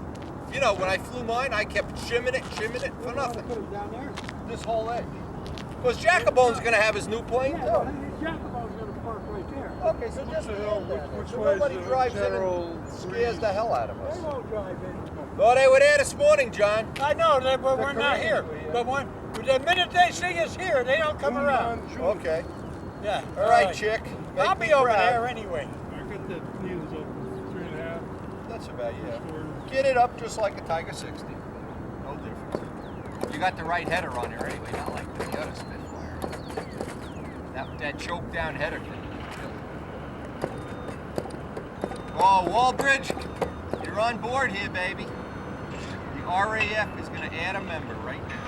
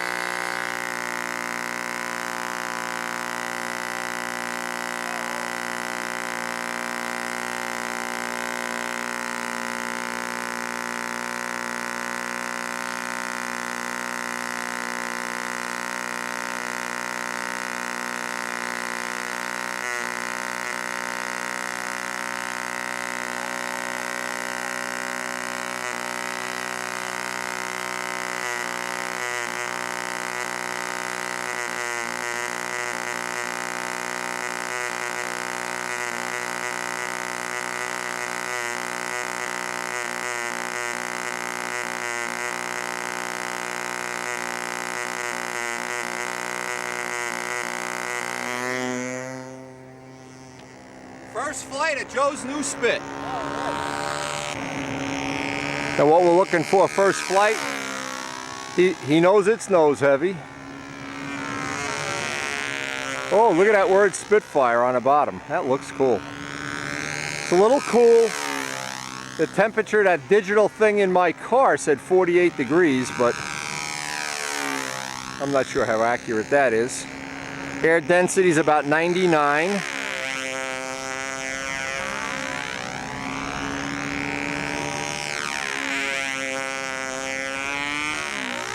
Motor sounds real close to the needle set. You won't know till you flip it inverted. See, the hard thing is to level a wing. You gotta have somebody do it from, it looks pretty good. Looks better than mine, in fact. Now tell me that isn't a thing of beauty. Boy, if that isn't a thing of beauty, Rich Wallbridge, I hope you're watching. Bob Green, I hope you're watching too. Now inverted, it looks pretty good. That looks real good, in fact. But you never know, and from this point on, now that you've got it level, the thing that you got to do, at least I had to do, is I've got to do it by feel in the maneuvers. Where does it go a little soft, and then, and you know what? I didn't realize that in the beginning because of the way the wing looks see, this looks from inside the circle.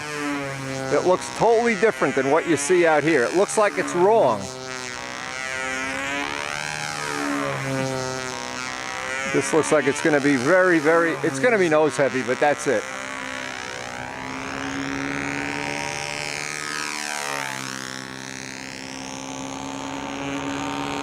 And I brought all the other lightweight parts if he needs them, so.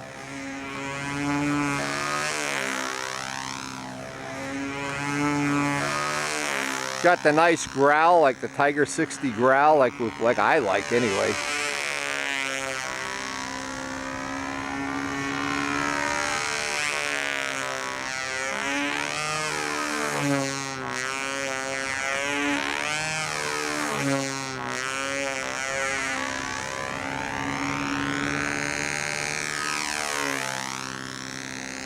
New van, new porch. Well, we have reinvented our life. Karen and I were laughing about it the other day. Well, yesterday even. But the truth is that van is working out great. It's going to be a pleasure driving it. Really is nice. Now Rich has his refinished Strega. He's loading it up right now. He should be down here with his new ship too. And I just figured to try to do 3 of these in one day was a little really unrealistic. And what I wanted to do is give Joe my total undivided attention and spend more time, get more flights on this. Because the reality is I can fly it, you know, more often or easier than Joe. And we have our new friend Billy Sargent, who's going to be with us Monday. Yeah, good idea, Joe. Just hang loose, baby.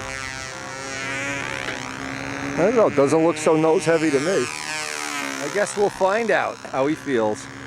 Now, I can usually tell by the look on somebody's face if they're happy or not. Here at the Wild Hog Central. Opening day, first flight of 2009, here at the new Yankee Stadium. Oh, I love Spitfires though. I could remember the first day with all 4 of my Spitfires. Nothing quite like to look at that elliptical wing.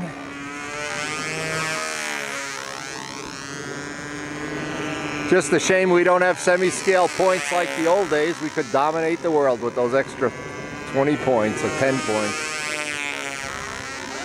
We could have been somebody. Uh-oh, Jackabone's here. It's all hard.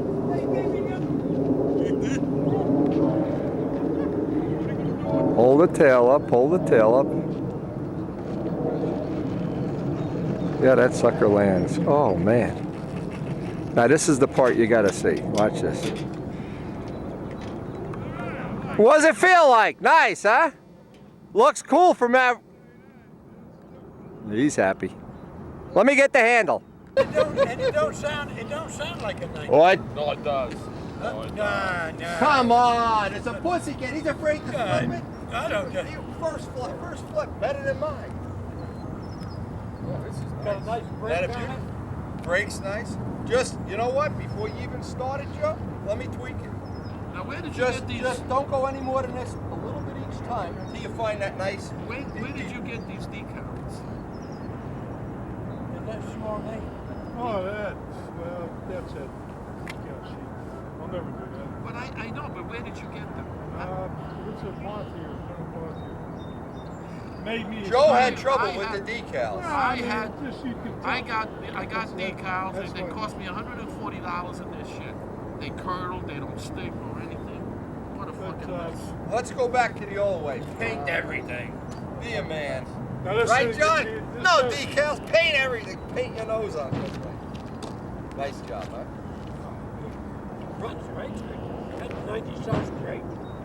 don't sound like a nightmare. You know what even burns my ass? I filled up the gas tank yesterday. The day this thing went bad. You got a full tank of gas out of I'm all this. choked $40 up. worth of gas and a free car. Jesus. Well, And I just had the oil changed. that makes us even, Ah! that makes us even further good. Oh! There you go. Oh! I Maybe got you it. should carpet my I got it. driveway while you're at All it. right, all right. You see his garage, Joe? Joe, you gotta see the garage. Looks like a whorehouse. Just, he got carpet. I wanted him to put it up the walls. No, I'll tell you. It started right now. Maybe hotter. Oh, bullshit.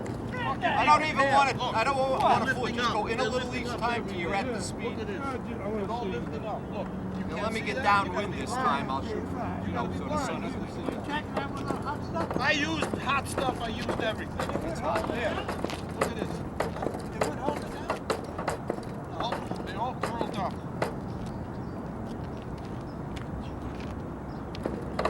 From a distance, it looks good.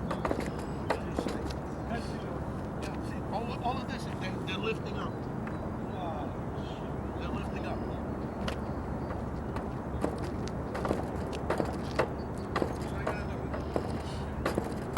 What do you think of these guys? They don't know how to start an engine. Let it cool off. Unless you want. All right, here you go. You don't want to get yourself whacked here. There you go. The Luftwaffe is coming. You better start that. Yeah. They're about ready The to make a Luftwaffe wiggle.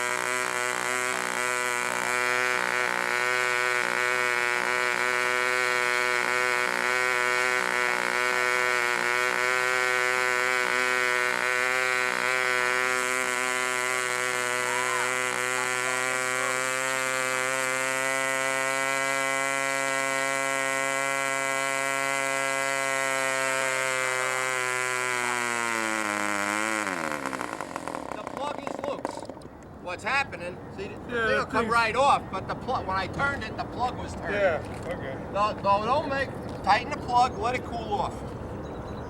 No, you know what I? Luftwaffe would have knocked the plane off. Hey, Farfigdugan, you can take a flight now. The Luftwaffe would have knocked the plane off.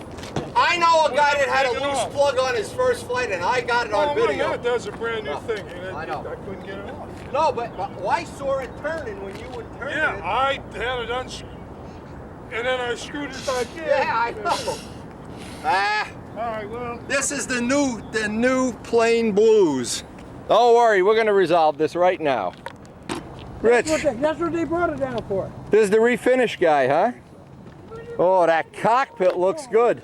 I got to double the price on those cockpits. Yesterday, I'm talking to him. He Nice. says, we put this here, he says, we gotta fill in all the holes we're gonna dig on the With side. rocks? With concrete? Yeah, they gotta put this. Is that the one you hit the pole with? Now, we got a lot of great footage on the first day that Joe flew his plane. In fact, we have to edit down quite a bit, but I had several people ask me if the new trim video was ready, the new bench trim, and I wanted to get that out to the subscribers also.